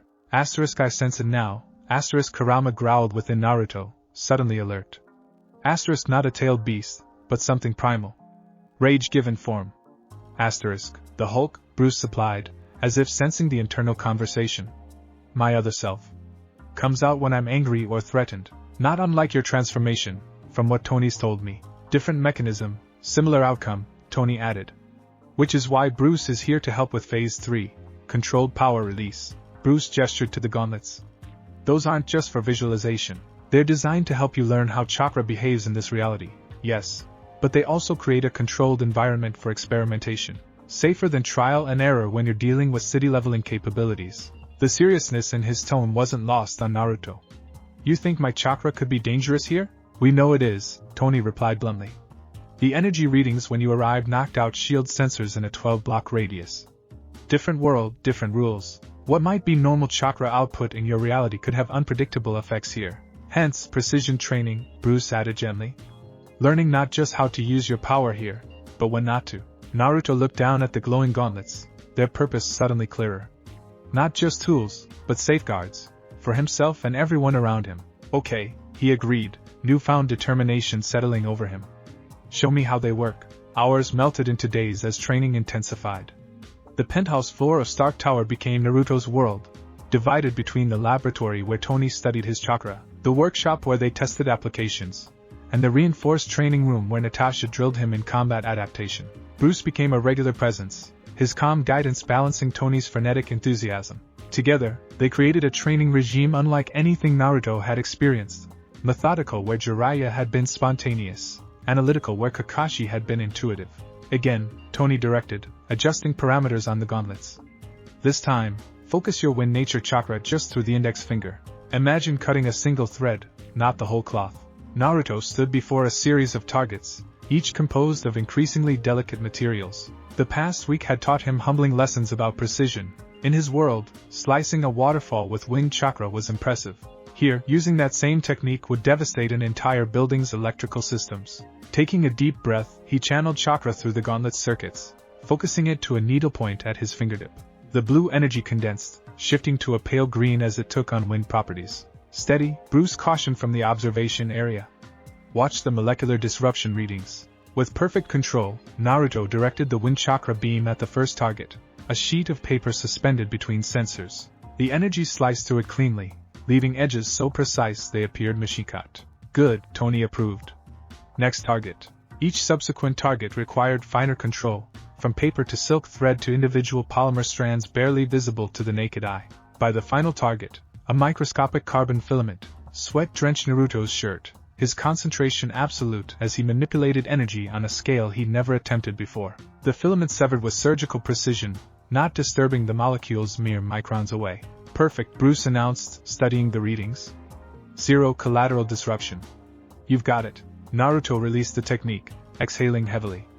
That was harder than creating a Rasengan for the first time. Different kind of difficult, Tony corrected, already making adjustments to the gauntlets. You're used to gathering enormous power. We're teaching you to wield minimal power with maximum effect. Speaking of which, Bruce interjected, studying his tablet, his control metrics have improved 387% since we started. I think he's ready for the next phase. Tony's eyes lit with barely contained excitement. The wind channeling test? Bruce nodded, though concern flickered across his features. Just remember, small increments. We don't want a repeat of yesterday. Naruto winced at the reminder. Yesterday's attempt to channel larger amounts of chakra through the gauntlets had overloaded the tower's east wing power grid, plunging 40 floors into darkness for 17 minutes. Tony had laughed it off as predictable growing pains, but the incident had sobered Naruto to the real-world consequences of miscalculation. I'll be careful, he promised, following them to a different section of the training room. Here, a reinforced chamber awaited, windowless, its walls composed of layered alloys that Tony had assured could withstand a minor nuclear event. At its center stood a pillar topped with what appeared to be a miniature arc reactor, similar to the one in Tony's chest but modified with additional components. This, Tony announced with undisguised pride, is where the real fun begins. The next hour was a carefully choreographed dance of power and control. Under Tony and Bruce's guidance, Naruto learned to synchronize his wind nature chakra with the arc reactor's energy field. The gauntlet served as the interface, translating his chakra into forms the technology could recognize and respond to. Steady, Tony coached as blue-green energy formed a perfect sphere around Naruto's right hand. Now, directed toward the receptor. Gentle stream, not a fire hose. Naruto extended his arm, focusing chakra through the gauntlet's primary channel. The energy flowed forward, connecting with the modified arc reactor. For a breathless moment, the two power sources harmonized perfectly, chakra and clean energy technology resonating at the same frequency. Holographic displays around them erupted with data, readings spiking off their scales as the unprecedented energy symbiosis took form. It's working! Bruce exclaimed, fingers flying across controls. The quantum resonance is stabilizing. Tony, are you seeing this? Seeing it, loving it, already patenting it, Tony replied, his face illuminated by the ethereal glow. Naruto, increase output by 10%, but keep the same control ratio. Sweat beaded on Naruto's forehead as he complied, carefully adjusting the chakra flow. The resonance chamber hummed louder, vibrations thrumming through the floor as energy levels climbed. 15% more, Tony directed, eyes fixed on the readings. We're approaching the theoretical crossover point. Asterisk, be careful, asterisk, Kurama warned within Naruto. Asterisk something's changing in the energy pattern. Asterisk. Before Naruto could relay the warning, he felt it too, a shift in the resonance, a feedback loop beginning to form between his chakra and the arc reactor. The harmonious flow became turbulent, energy pathways tangling like disturbed water. Tony, Bruce cautioned, alarm edging his voice. The containment field is fluctuating. We need to. Just a little more, Tony interrupted, fixated on the data streaming across his screens. We're so close to the breakthrough point. The resonance chamber's hum turned to a whine, then a high-pitched keen that made Naruto's teeth ache. The chakra flowing from his gauntlet began to pulse erratically, no longer responding precisely to his control. Something's wrong, Naruto gritted out, struggling to maintain the connection. The energy's fighting me. Hold steady, Tony called over the rising noise. Just 30 more seconds, Bruce's expression hardened. Tony, the system's overloading. We need to abort now, the warning came too late. With a sound like reality itself tearing, the perfect resonance between chakra and arc technology shattered. A surge of uncontrolled energy rebounded through the gauntlets, sending Naruto staggering backward as circuits overloaded in cascading failure. The modified arc reactor pulsed once, twice, then released a blinding flash of energy that expanded outward in a perfect sphere.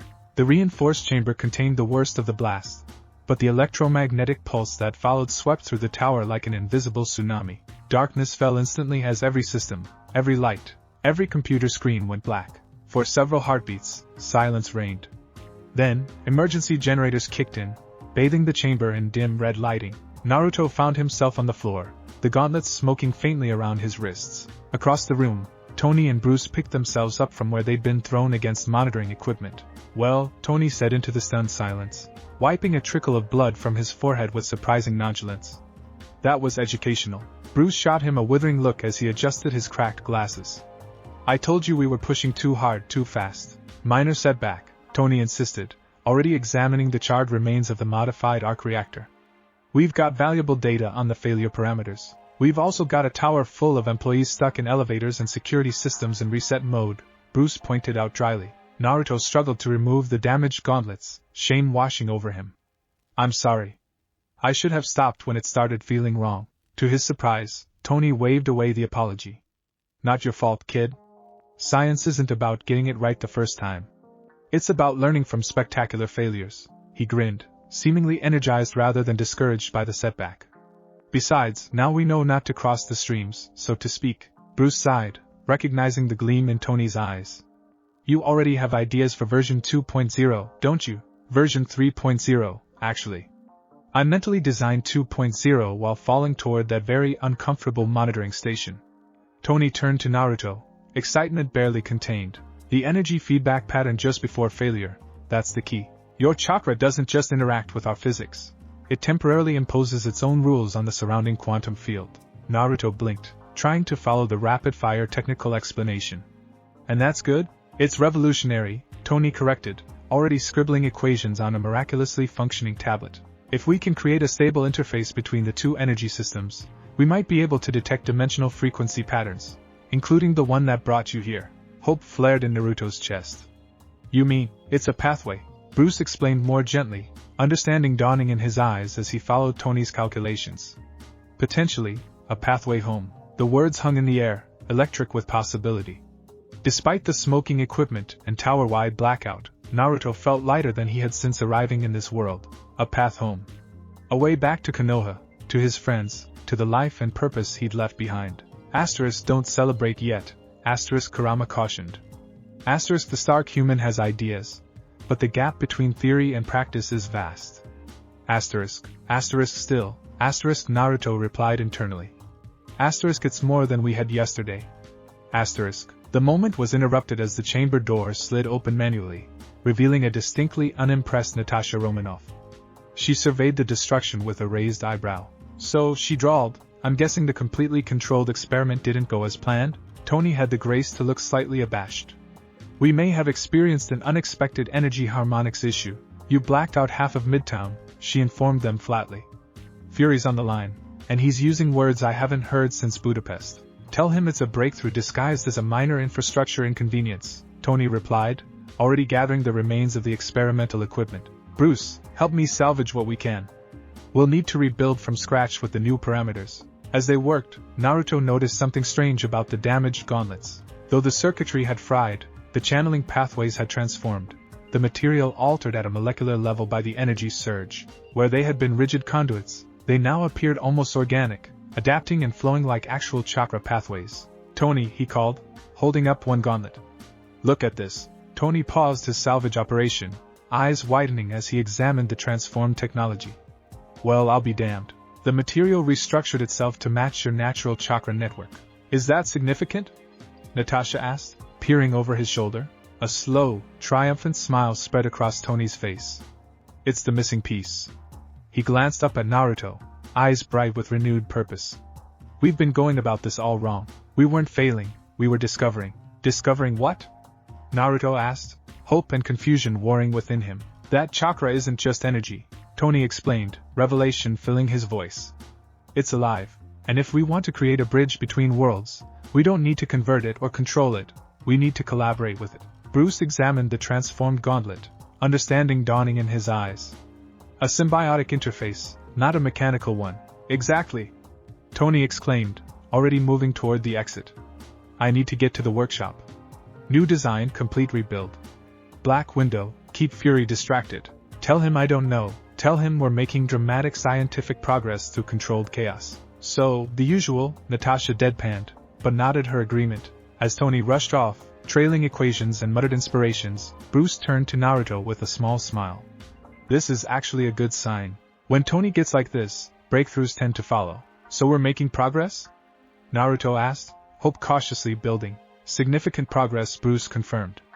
"Though I'd recommend staying away from electronic devices for the next few hours. Your chakra network is probably still discharging excess energy from the surge." Later that evening, as systems throughout the tower gradually returned to normal, Naruto stood on the observation deck, watching the city lights glimmer beneath him. Despite the day's explosive setback, a newfound sense of purpose filled him. For the first time since arriving in this world, going home felt like a genuine possibility rather than a distant dream. "You're adapting well," Karama observed within him. "Learning control you never bothered with before." Not by choice," Naruto replied with internal wryness. "But you're right. Pervy Sage always said I relied too much on power and not enough on precision." The Stark human is a good teacher, in his own chaotic way, the fox admitted reluctantly. Though I'd never tell him that. A smile tugged at Naruto's lips as he gazed out at the unfamiliar skyline. Tomorrow would bring more tests, more training, more pushing the boundaries between chakra and technology. But tonight, for the first time, he allowed himself to truly believe that this strange detour might eventually lead him home. Behind him, in the workshop 40 floors below, Tony Stark worked through the night, fingers flying across holographic interfaces as he designed something unprecedented. A bridge between worlds, built on the newfound understanding that chakra wasn't just energy to be harnessed, but a living force to be understood. The gauntlets took shape in his designs, evolving from mere tools to something revolutionary. Arc chakra conductors, the first technology in two worlds designed to harmonize with the living energy of a ninja from another dimension. "Jarvis," Tony muttered, eyes never leaving his work, "mark this day in the project log. Today's the day we started building a door between universes." "Noted, sir," the AI replied. "Shall I also note that such technology would have unprecedented applications beyond just sending Mr. Uzumaki home?" Tony paused, the implications hanging in the air. The power to bridge dimensions, to connect worlds, was beyond anything humanity had dreamed possible. "One step at a time, Jay," he replied finally. "First, we get the kid home. Then we'll see about expanding the neighborhood." As the night deepened, two brilliant minds on different floors contemplated the same possibility, a bridge between worlds, and all the wonder and danger such a connection might bring. The midnight sky above New York glittered with 1,000 city-dimmed stars as Naruto balanced precariously on the edge of Stark Tower's highest balcony. 2 weeks had passed since his arrival in this dimension. 2 weeks of intensive training, frustrating limitations, and gradual adaptations. The wind whipped his hair as he closed his eyes, stretching his senses outward in the way sage training had taught him. This world felt different. The natural energy here was thinner somehow, diluted by the city's electrical hum and the absence of other chakra users. Still, it existed, flowing through trees in Central Park, swirling in the currents of the Hudson River, and dancing on the midnight breeze that carried scents of automobile exhaust and street vendor food to his enhanced senses. "You know, most people use the observation deck with the railings. and the not plummeting to certain death safety features. Naruto didn't need to open his eyes to recognize Tony's voice, or the soft whir of the Iron Man boots as the inventor hovered just off the edge of the building. I needed space to think, Naruto replied, remaining perfectly balanced on the ledge. The tower has too many electrical signals. It's hard to feel the natural energy. Right. Sage mode meditation. The repulsors hummed as Tony landed on the balcony behind him, his armor disassembling in segments that retracted into a compact backpack unit. Find any enlightenment out here? Naruto opened his eyes, turning to face his mentor with a slight frown. Something feels off tonight. There's a disturbance in the energy patterns over the city, and here I thought I was coming to tell you something interesting. Tony's flippant tone couldn't quite mask his concern. Jarvis has been monitoring unusual energy signatures in Brooklyn for the past 3 hours. Similar frequency pattern to your arrival, but smaller scale. Naruto's focus sharpened instantly. Another dimensional rift? Not exactly.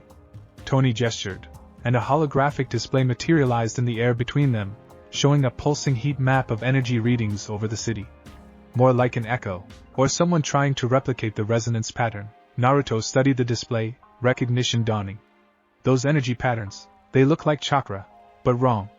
Artificial. 10 points to Gryffindor. Tony expanded the display, highlighting a warehouse district near the waterfront. Someone's experimenting with energy signatures similar to yours, and since knowledge of your arrival was strictly classified, whoever's doing this shouldn't know I exist, Naruto finished, a chill running down his spine despite the warm night air. Precisely. Tony's expression turned grim. SHIELD detected a data breach 3 days ago. Limited information, but enough for someone to get curious about the interdimensional visitor mentioned in Fury's reports. So what's the plan? Naruto asked, already moving back from the ledge, his body humming with anticipation after weeks of confinement and controlled training. Tony hesitated, an uncharacteristic indecision crossing his features. The plan is I check it out with Romanov while you stay here under Banner's supervision. Naruto stopped mid-stride, disbelief etched across his face. You're benching me? This is literally about me. It's about energy signatures similar to yours, Tony corrected. Which means it could be dangerous specifically to you. Remember the resonance overload in the lab? Multiply that by unknown hostile intent. All the more reason I should go. No one understands my chakra better than I do. No one except the 9 tails living in your stomach, maybe, Tony countered, tapping his tablet to activate the suit's reassembly sequence. Look, kid, you've been making incredible progress, but you're still adapting to this world's physics. We don't know how your abilities will hold up in a real combat situation. Frustration surged through Naruto. After weeks of being poked, prodded, measured, and restrained, the prospect of actual action, of doing something useful, was tantalizingly close. I've been in more real combat situations than you've had hot meals, Stark, in your world. With your rules. The Iron Man helmet formed around Tony's head, the faceplate still up as he regarded Naruto with unexpected seriousness. Different dimension, different ballgame. So I'll never be ready in your eyes? Naruto challenged, muscles tensing as if preparing for physical resistance. I'm just a lab experiment. An interdimensional guinea pig? Something flashed across Tony's exposed face. Hurt, perhaps, or disappointment. That's not fair, and you know it. The tension between them crackled like lightning, 2 headstrong personalities colliding. For a moment, Naruto considered simply following regardless of permission. It wouldn't be the first time he defied orders to do what he felt was right. Perhaps a different approach. Kurama suggested within him, the fox's cunning bleeding into his thoughts. The Iron Man values reason and evidence. Taking a deep breath, Naruto softened his stance. You've been modifying the gauntlets based on my chakra signatures, right? Testing how they interact with your tech? Tony's eyes narrowed suspiciously at the sudden change in tactics. Yes, then you need field data. Real-world application. Controlled experiments only tell you so much. Naruto leaned forward, pressing his advantage. Besides, if something goes wrong, wouldn't you rather have me there where you can monitor the effects directly, instead of risking me having some kind of resonance episode here in the tower, alone? Tony's lips twisted in reluctant amusement. Using my scientific curiosity against me. That's fighting dirty, kid. I learned from the best, Naruto countered with a hint of a grin. For several heartbeats, Tony seemed to weigh options behind his calculating gaze. Finally, he sighed, the sound tinny through the suit's audio system. Jarvis, is the prototype ready? Final calibrations were completed this afternoon, sir, the AI confirmed. Prototype? Naruto echoed, curiosity piqued. Tony's faceplate snapped down, the eyes glowing with their characteristic blue-white light. If you're coming with us, you're not doing it in shield sweatpants. Meet me in the armory in 5 minutes. Don't make me regret this. As the Iron Man suit launched from the balcony in a blast of repulsor energy, Naruto allowed himself a small, victorious smile. Asterisk nicely played. Asterisk Kurama rumbled approvingly. Asterisk though I suspect he was looking for an excuse to test his new toy anyway. Asterisk. Asterisk Stark and his toys. Asterisk Naruto agreed, already sprinting for the elevator. Asterisk almost as bad as Orochimaru. Asterisk. Asterisk let's hope with better ethics. Asterisk the fox replied dryly. The armory level of Stark Tower was a sanctuary few were permitted to enter. Unlike the glossy public areas or even the controlled chaos of the workshop, this space radiated lethal precision, a temple to the art of technological warfare. Weapons in various stages of development lined reinforced walls, while completed Iron Man suits stood in illuminated alcoves like technological sentinels.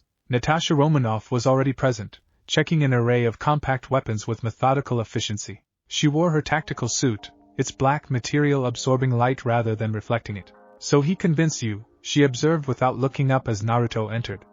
I had $50 on you staying behind. And I had 100 on him talking his way onto the mission, Tony countered, emerging from a side chamber with a sleek black case. Pay up, Romanoff. She rolled her eyes, but Naruto caught the hint of a smile as she slid a folded bill across the workbench. Your intern's got your number, Stark. Temporary consultant, not intern, Tony corrected, setting the case on a central table. And tonight, field tester. He gestured Naruto forward. Christmas came early, kid. The case opened with a pneumatic hiss, revealing what appeared to be a combat suit unlike anything Naruto had seen before. It wasn't bulky like Iron Man's armor, but neither was it the flexible fabric of his ninja gear. Instead, it seemed to occupy a perfect middle ground, protective without sacrificing mobility. Meet the Mark I Chakra Enhanced Tactical Suit, Tony announced with undisguised pride. CTS for short. Because everything needs an acronym.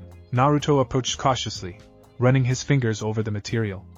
It felt like liquid metal beneath his touch, simultaneously substantial and yielding. Dark navy blue in color, almost black, with subtle orange accents along the seams and across the shoulders. You made this for me?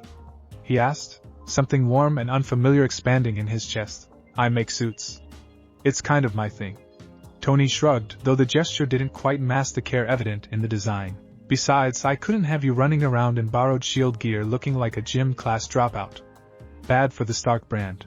It incorporates everything we've learned about your chakra pathways, Natasha explained, recognizing Tony's deflection for what it was. The material is a vibranium titanium weave with embedded channeling circuits, like the gauntlets, but covering your entire chakra network. The piping follows your exact energy signature, Tony added, indicating the subtle orange lines. They'll amplify natural chakra movement, while compensating for the different physics of our dimension. In theory, you should be able to use all your abilities with significantly less strain and better control. Naruto stared at the suit, momentarily speechless. The level of detail, the integration of his abilities into the design, it represented weeks of intensive study and development. While he'd been training and adapting, Tony had been building this, preparing for the moment Naruto would need to step into the field. Less gawking, more suiting up, Tony prompted, checking a holographic display of the Brooklyn energy signatures. The anomaly's getting stronger. The suit fit perfectly, another sign of the meticulous attention to detail Tony had invested. As Naruto moved through basic stances, testing its flexibility, he felt the material respond almost intuitively, reinforcing his movements rather than restricting them. The suit interfaces directly with your chakra pathways, Tony explained, making final adjustments to a panel on the forearm. It'll gather diagnostic data while simultaneously enhancing your natural abilities. Think of it as power steering for your ninja mojo. And these? Naruto asked, examining the reinforced gloves with their intricate circuitry. Advanced version of the training gauntlets. They'll help you focus chakra attacks with less dispersion, essential in an urban environment where we're trying to avoid collateral damage.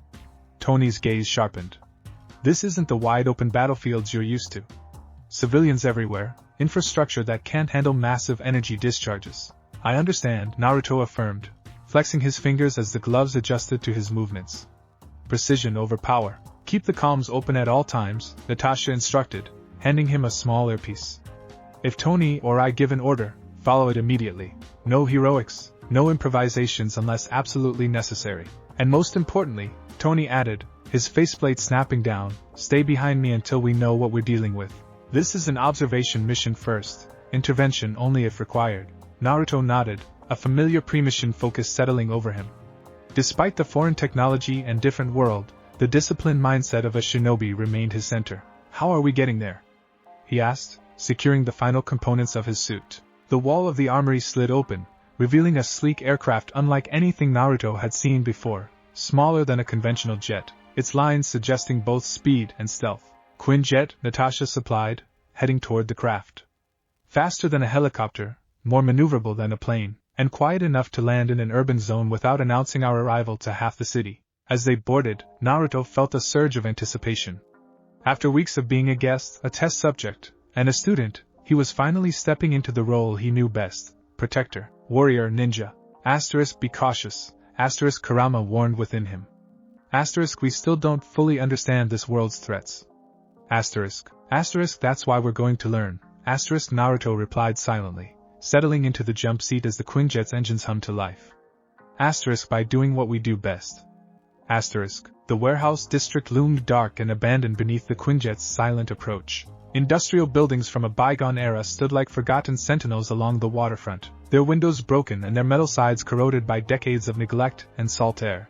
That's our target, Tony indicated through the comm link as the aircraft settled into a hover. A holographic display highlighted a concrete structure larger than its neighbors, set back from the water's edge. 19th century ammunition storage facility, decommissioned after World War II. Recently purchased through a shell corporation we've linked to suspected Hydra operations. Hydra?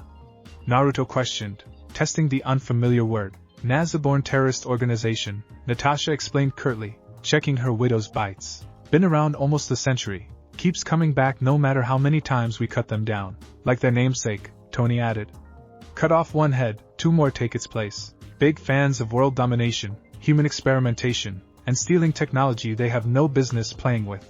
The implications sent a chill down Naruto's spine.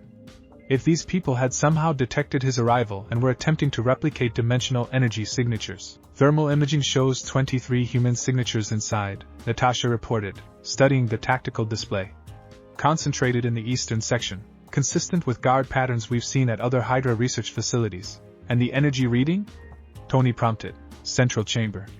Massive power draw, increasing in regular pulses. She glanced up, her expression grim. Whatever they're doing, they're accelerating. Tony's faceplate turned toward Naruto. This is where I remind you that observation is the priority. We need to understand what they're attempting before we shut it down. I know, Naruto assured him, though anticipation thrummed through his veins. I can create shadow clones to gather intelligence without risking our cover. Perfect, Natasha approved. While you two take the high approach, I'll infiltrate at ground level. Standard pincer reconnaissance. The mission plan set, they descended. Iron Man carrying Naruto to the roof while Natasha rappelled down to disappear into the shadows surrounding the building. The night air was cool against Naruto's face, the only part of him not covered by the new suit. The warehouse roof was solid concrete, but decades of neglect had created structural weaknesses. Tony identified a maintenance access point, and within moments they were inside, navigating the dark upper catwalks of the massive building. Below them, the scene became immediately clear. The central floor space had been transformed into a high-tech laboratory that looked wildly out of place within the decaying industrial shell. Banks of computers and strange equipment formed a circle around what could only be described as a containment chamber. A reinforced glass cylinder filled with swirling energy that pulsed with an unnatural blue-violet light.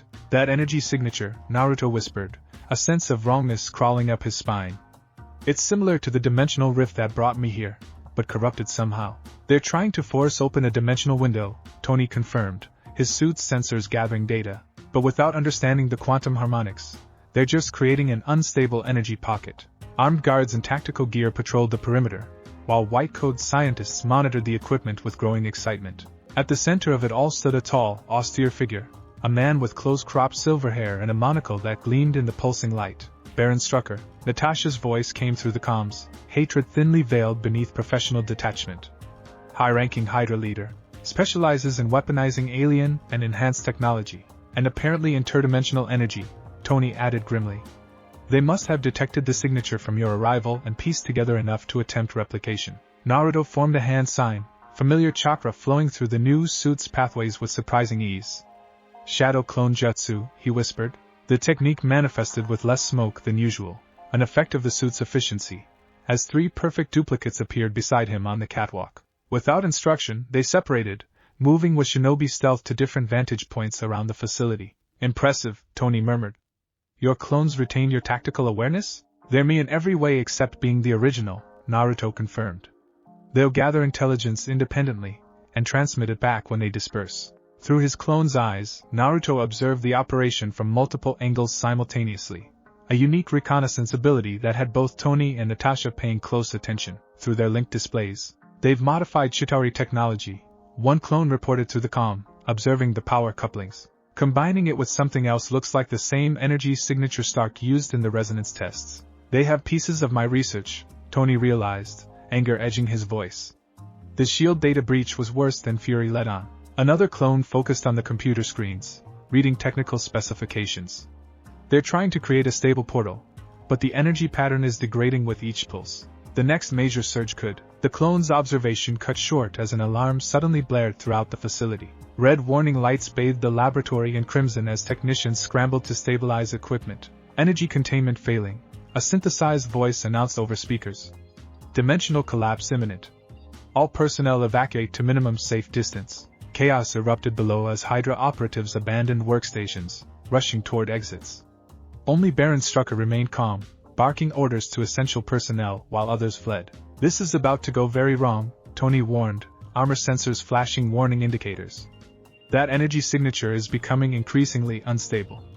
If it collapses, it'll create a localized dimensional implosion, Naruto finished, knowledge from weeks of intensive study flowing through him. Like a black hole, but worse because it'll tear at the fabric of reality itself. Observation just became intervention, Natasha stated through comms.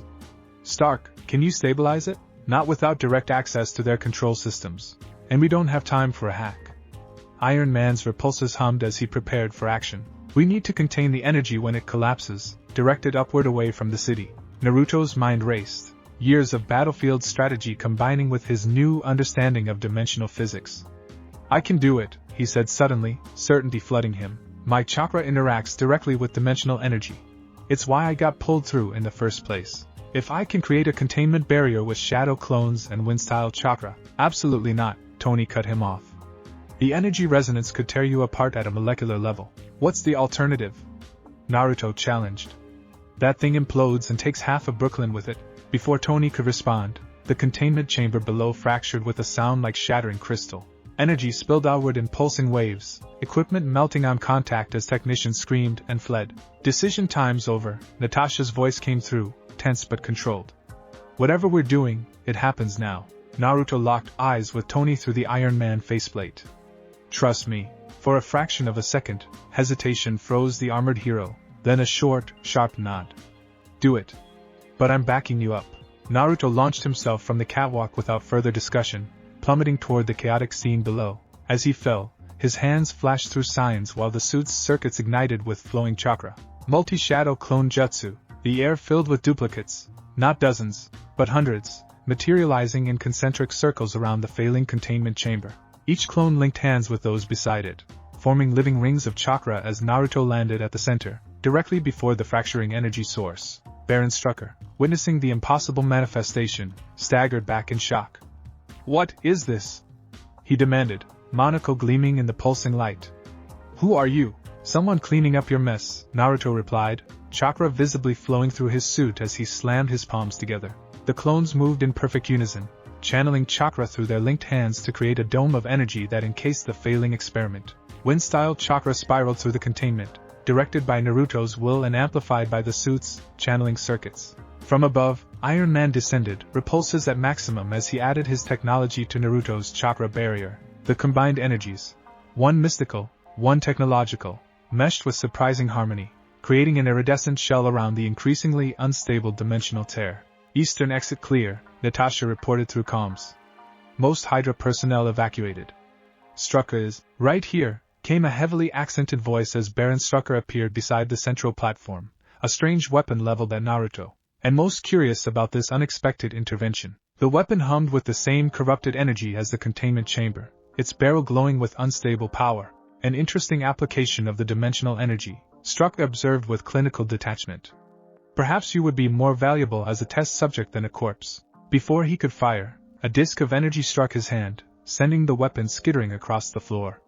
Black Widow emerged from the shadows, batons crackling with electricity. Step away from the interdimensional teenager, Strucker, she ordered, moving with lethal grace.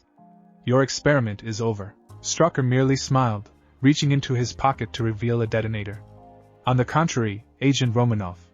The experiment has only just begun. He pressed the button, and charges planted throughout the facility began to explode in sequence. He's bringing down the building, Tony shouted through comms. Naruto, we need to move this containment outside. Naruto nodded, sweat beading on his forehead, as he maintained the complex chakra network, while Natasha engaged Strucker in close combat. The strain was immense, not just physically, but at a fundamental energetic level. The dimensional tear fought against containment, resonating against his chakra in ways that sent sharp pain through his pathways. Everyone clear the center, he commanded, his voice carrying unusual authority. The shadow clones maintained their formation but shifted, creating an upward funnel toward the collapsing roof. Understanding the plan instantly, Iron Man blasted a wider opening in the ceiling with his repulsors. On your mark, kid! With a roar of effort, Naruto thrust his hands upward. The entire chakra construct, clones, barrier, and contained dimensional energy, surged toward the opening like a reverse waterfall, carrying the unstable tear skyward through the broken roof. Natasha, clear the building, Tony ordered, following the ascending energy construct. Outside in the night air, the containment became both easier and more precarious. Without the warehouse walls, the energy had room to expand, but maintaining the clone formation became more challenging in three-dimensional space. Hovering beside the construct with repulsors at full power, Iron Man fed data into his suit's systems. It's going to collapse in approximately 30 seconds. We need to get it higher, at least 5,000 feet to minimize the ground effect. I can't control it that high, Naruto shouted back, the strain evident in his voice as sweat poured down his face despite the cool night air. The suit's circuits glowed with increasing brightness as they struggled to channel the massive chakra output. You don't have to, Tony replied, his faceplate snapping up to reveal intense eyes. Just hold it together for 10 more seconds. I'll take it the rest of the way. What? How? Trust me, Tony echoed Naruto's earlier words with grim determination. Just like we practiced in the lab. Resonance transfer on my mark, understanding dawned. They had practiced energy transfers between chakra and arc reactor technology. Never at this scale, but the principle remained the same. Naruto nodded, adjusting his stance in midair, as his clones maintained the ascending construct. 3-2-1 mark, Naruto twisted his chakra flow, creating the specific resonance pattern they had developed in the laboratory. Simultaneously, Iron Man's arc reactor brightened to blinding intensity, the suit channeling energy in a complementary frequency. For a breath-stopping moment, the two energy sources synchronized perfectly, chakra and advanced technology singing in impossible harmony. Then, with a sensation like having his very soul stretched thin, Naruto felt the dimensional energy transfer from his chakra network to Iron Man's arc reactor system. Got it, Tony confirmed, the suit already accelerating upward with its dangerous cargo. Clear the area? This thing's going to make one hell of a light show. Natasha appeared beside Naruto as his clones dissipated in puffs of smoke, catching him as the sudden release of strain left him momentarily disoriented. Together they watched Iron Man become a distant speck against the night sky, climbing at maximum velocity. Is he going to be okay? Naruto asked, concern overriding his own exhaustion. It's Stark, Natasha replied, but her tight expression belied her casual tone. He's pulled crazier stunts. High above the city, Tony reached a calculated safe altitude. With precise timing, he initiated a controlled release, ejecting the contained dimensional energy upward while simultaneously diving away at maximum speed. The tear collapsed upon itself as predicted, but instead of a catastrophic implosion, it discharged outward in a spectacular aurora of energy that rippled across the upper atmosphere. The light show was visible across 3 states, a curtain of blue-violet radiance dancing against the stars for several breathtaking seconds before dissipating into the void. Iron Man's descent was less controlled than his ascent. The suit tumbled through the air, systems flickering as residual energy played havoc with its circuitry. Only at the last moment did the repulsors reignite, allowing a rough but survivable landing beside Naruto and Natasha. The armor opened immediately, releasing a cloud of smoke and a coughing Tony Stark. His face was smudged with soot, hair standing on end from electrical discharge, but his eyes were bright with the unique satisfaction of scientific success merged with adrenaline. That, he announced, staggering slightly as he stepped free of the suit, was either the most brilliant or most idiotic thing I've ever done. Jury's still out. Relief washed over Naruto's features. It worked. Of course it worked, Tony replied with mock indignation. It was my plan. Partially. With significant interdimensional consulting, Strucker escaped, Natasha reported, all business despite the spectacular events. But we've secured what remains of the facility. Shield containment teams are en route. Tony nodded, then focused fully on Naruto, professional assessment replacing his momentary levity. The suit's readings during the containment were concerning. How do you feel? Naruto opened his mouth to deliver his standard "I'm fine" response, then paused, suddenly aware of a deep, unfamiliar ache running through his chakra pathways. The resonance with the dimensional tear had strained his system in ways even Kurama's healing wasn't immediately addressing. Like I fought pain again, he admitted reluctantly. Something about that energy, it wasn't just fighting my containment. It was actively trying to pull me in, like the rift that brought me here. Makes sense, Tony mused, scanning him with a handheld device extracted from his damaged suit. Your chakra signature must be tagged somehow by your dimensional origin, like recognizes like. Which means Hydra was essentially trying to create a doorway to your world, Natasha concluded, her expression darkening. Without having any idea what might come through, the implications hung heavy in the night air, interrupted by the distant wail of sirens as emergency vehicles responded to the inexplicable light show. Civilians had emerged from nearby buildings, pointing and recording with their phones. Time to make ourselves scarce, Tony decided, the damaged suit reassembling around him despite its compromised systems. The last thing we need is footage of our interdimensional exchange student hitting social media. As they made their way to the extraction point where the Quinjet waited, Naruto suddenly stumbled, a wave of dizziness sweeping over him. His vision tunneled briefly, the world tilting sideways as his legs buckled. Tony caught him before he fell, concern etched across his features. Whoa there. What's happening? Chakra systems crashing, Naruto managed, voice strained as Kurama's energy flared within him, fighting to stabilize his network. The resonance with that tear, it disrupted something fundamental. Asterisk your chakra pathway suffered microfractures, asterisk Kurama growled internally, his healing power flowing to the damaged areas. Asterisk the dimensional energy was toxic to our system. I'm repairing the damage, but you need rest. Asterisk. Tony's expression hardened as he helped Naruto aboard the Quinjet, laying him on the medical stretcher built into the wall. Jarvis, full biometric scan, focus on energy pathway integrity. Scanning, the AI confirmed as the aircraft lifted off. Detecting multiple disruptions in subject's energy network. Pattern suggests dimensional resonance damage similar to radiation exposure. It's targeting his chakra system specifically, Tony realized, anger and self-recrimination flashing across his face. I should have anticipated this. Exposure to corrupted dimensional energy from his own universe. It's like an autoimmune response. I'll be fine, Naruto insisted, though the pain-etching lines around his eyes contradicted his words. Kurama's healing it already. Maybe, Tony conceded, studying the medical readouts with intense focus. But this changes things. Tonight proved that your chakra makes you uniquely vulnerable to dimensional manipulation. Hydra knows that now, which means you're not just a scientific curiosity, you're a target.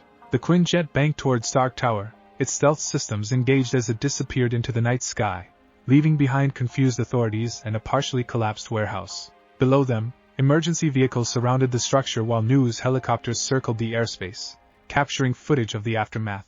In the aircraft's medical bay, Naruto fought against the pain radiating through his system. Despite the mission's success, a sobering reality had emerged. His presence in this world carried dangers none of them had fully anticipated. His unique energy made him both powerful and vulnerable in ways that could have catastrophic consequences. Asterisk rest, asterisk Kurama advised within him. Asterisk I need to repair these pathways before permanent damage sets in. Asterisk. As consciousness faded, Naruto's last sight was Tony's face, set in lines of determination as he manipulated holographic displays of chakra patterns, already working on solutions, already adapting to the new challenge. The mentor-student relationship had evolved tonight, forged in the crucible of shared danger and mutual reliance. Whatever came next would build on this foundation. A partnership that transcended dimensions, combining the mystical power of a shinobi with the technological genius of Iron Man. Absolutely not, Tony declared, pacing the medical bay with barely contained energy. After what happened tonight, field operations are suspended indefinitely. Dawn light filtered through the tinted windows of Stark Tower's medical level. When Naruto sat on the edge of an examination bed, frustration evident in every line of his body. 12 hours had passed since the Brooklyn incident, and while Kurama's healing had repaired the worst of the damage, the experience had clearly rattled Tony more than he wanted to admit. "So I take one hit, and you bench me permanently?" Naruto challenged, swinging his legs over the side despite the monitoring equipment still attached to his arm. "That's not how this works, Stark." "That's exactly how it works when the hit involved molecular-level damage to your entire chakra network," Tony countered, gesturing to the holographic displays showing the still healing pathways. "Another exposure like that could permanently disable your abilities. Or worse. Or I could adapt," Naruto insisted. "That's what shinobi do.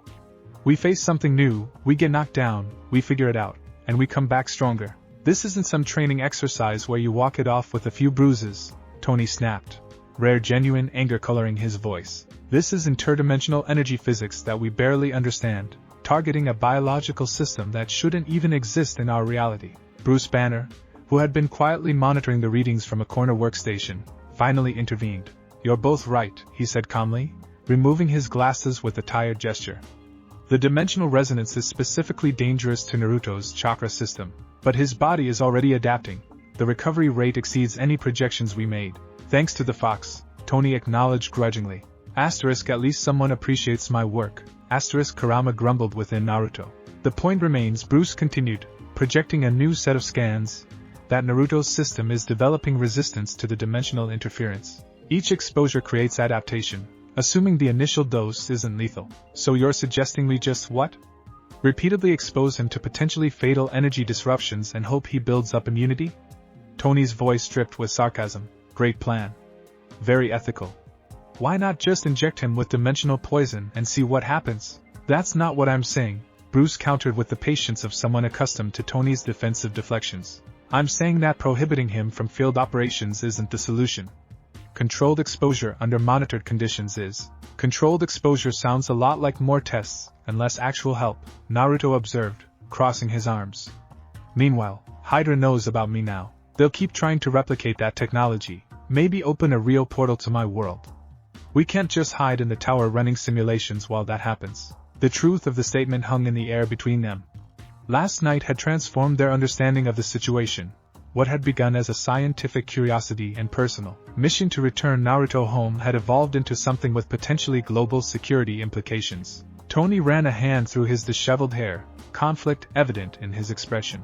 For all his bravado and detachment, the inventor had grown genuinely concerned for Naruto's well-being, a protective instinct he hadn't anticipated developing toward the interdimensional teenager. "Look," Naruto said, his voice softening as he recognized the concern behind Tony's anger. "I know you're worried, but I've been fighting battles with worse odds since I was 12. My whole life has been about facing things that should have killed me and finding a way through." He stood, disconnecting the monitoring equipment with practiced ease. "You've helped me understand this world, adapt my abilities, create better control than I ever had before.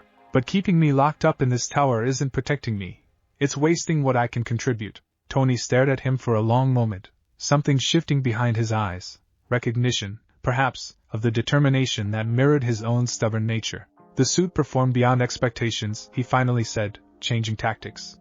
"The chakra channeling circuits maintained integrity even under extreme stress. But there are modifications needed: better insulation against dimensional resonance, improved energy dispersion when you're channeling high outputs." Naruto's eyes brightened, recognizing the concession hidden within the technical assessment. "So you'll make the adjustments?" "I'll make the adjustments," Tony confirmed reluctantly. "But we established clear protocols. No solo missions. No engagement with dimensional technology without full backup. And you follow orders in the field, even when you think you have a better idea." "Deal," Naruto agreed immediately, a grin spreading across his face. "Though that last one might need some flexibility." "Non-negotiable," Tony insisted, though the severe edge had left his voice. "My tower, my tech, my rules." Bruce observed the exchange with quiet amusement, recognizing the dynamic for what it was, not simply mentor and student, but two headstrong individuals with messiah complexes learning to work together despite their different approaches to saving the world. "If you two are done with your touching father-son moment," he interjected dryly, "we should discuss the data we recovered from the Hydra facility." Their progress on dimensional mechanics was further along than anticipated. The mention of Hydra sobered both of them immediately. Tony nodded, gesturing toward the door. "Conference room. Natasha and Hill have already started analysis. We need to understand exactly what Strucker knows, and what he's planning next. As they headed toward the elevator, Tony paused, turning to Naruto with unexpected seriousness. For what it's worth, you did good out there last night. Turned a potential catastrophe into a light show with minimal collateral damage. Not many people could have contained that tear, even temporarily. The simple acknowledgement meant more than Naruto expected, recognition not just of his power, but of his judgment and control. Thanks, he replied, uncharacteristically subdued, though I couldn't have done it without the suit. Or the training. A brief smile flickered across Tony's face. True. I am an exceptional teacher. Naruto rolled his eyes, but couldn't suppress a grin as they entered the elevator. Despite the lingering pain in his chakra system and the complications revealed by last night's mission, something had fundamentally shifted in his situation. He was no longer simply a visitor seeking a way home. He had become a defender of this realm, with allies who respected his abilities and valued his contribution. It wasn't the path he'd expected when he fell through the dimensional rift, but perhaps it was the one he needed to follow, at least until they found a way to bridge the gap between worlds. As the elevator ascended toward the conference level, Naruto caught a glimpse of the New York skyline through the glass walls, still bathed in the golden light of early morning. Somewhere beyond that horizon, beyond the boundaries of this dimension, Konoha waited. His friends, his village, his world continued without him. But until he found his way back, he would protect this world with the same determination he'd always shown his own, not because he had to, but because that was who Naruto Uzumaki was, no matter which dimension he found himself in.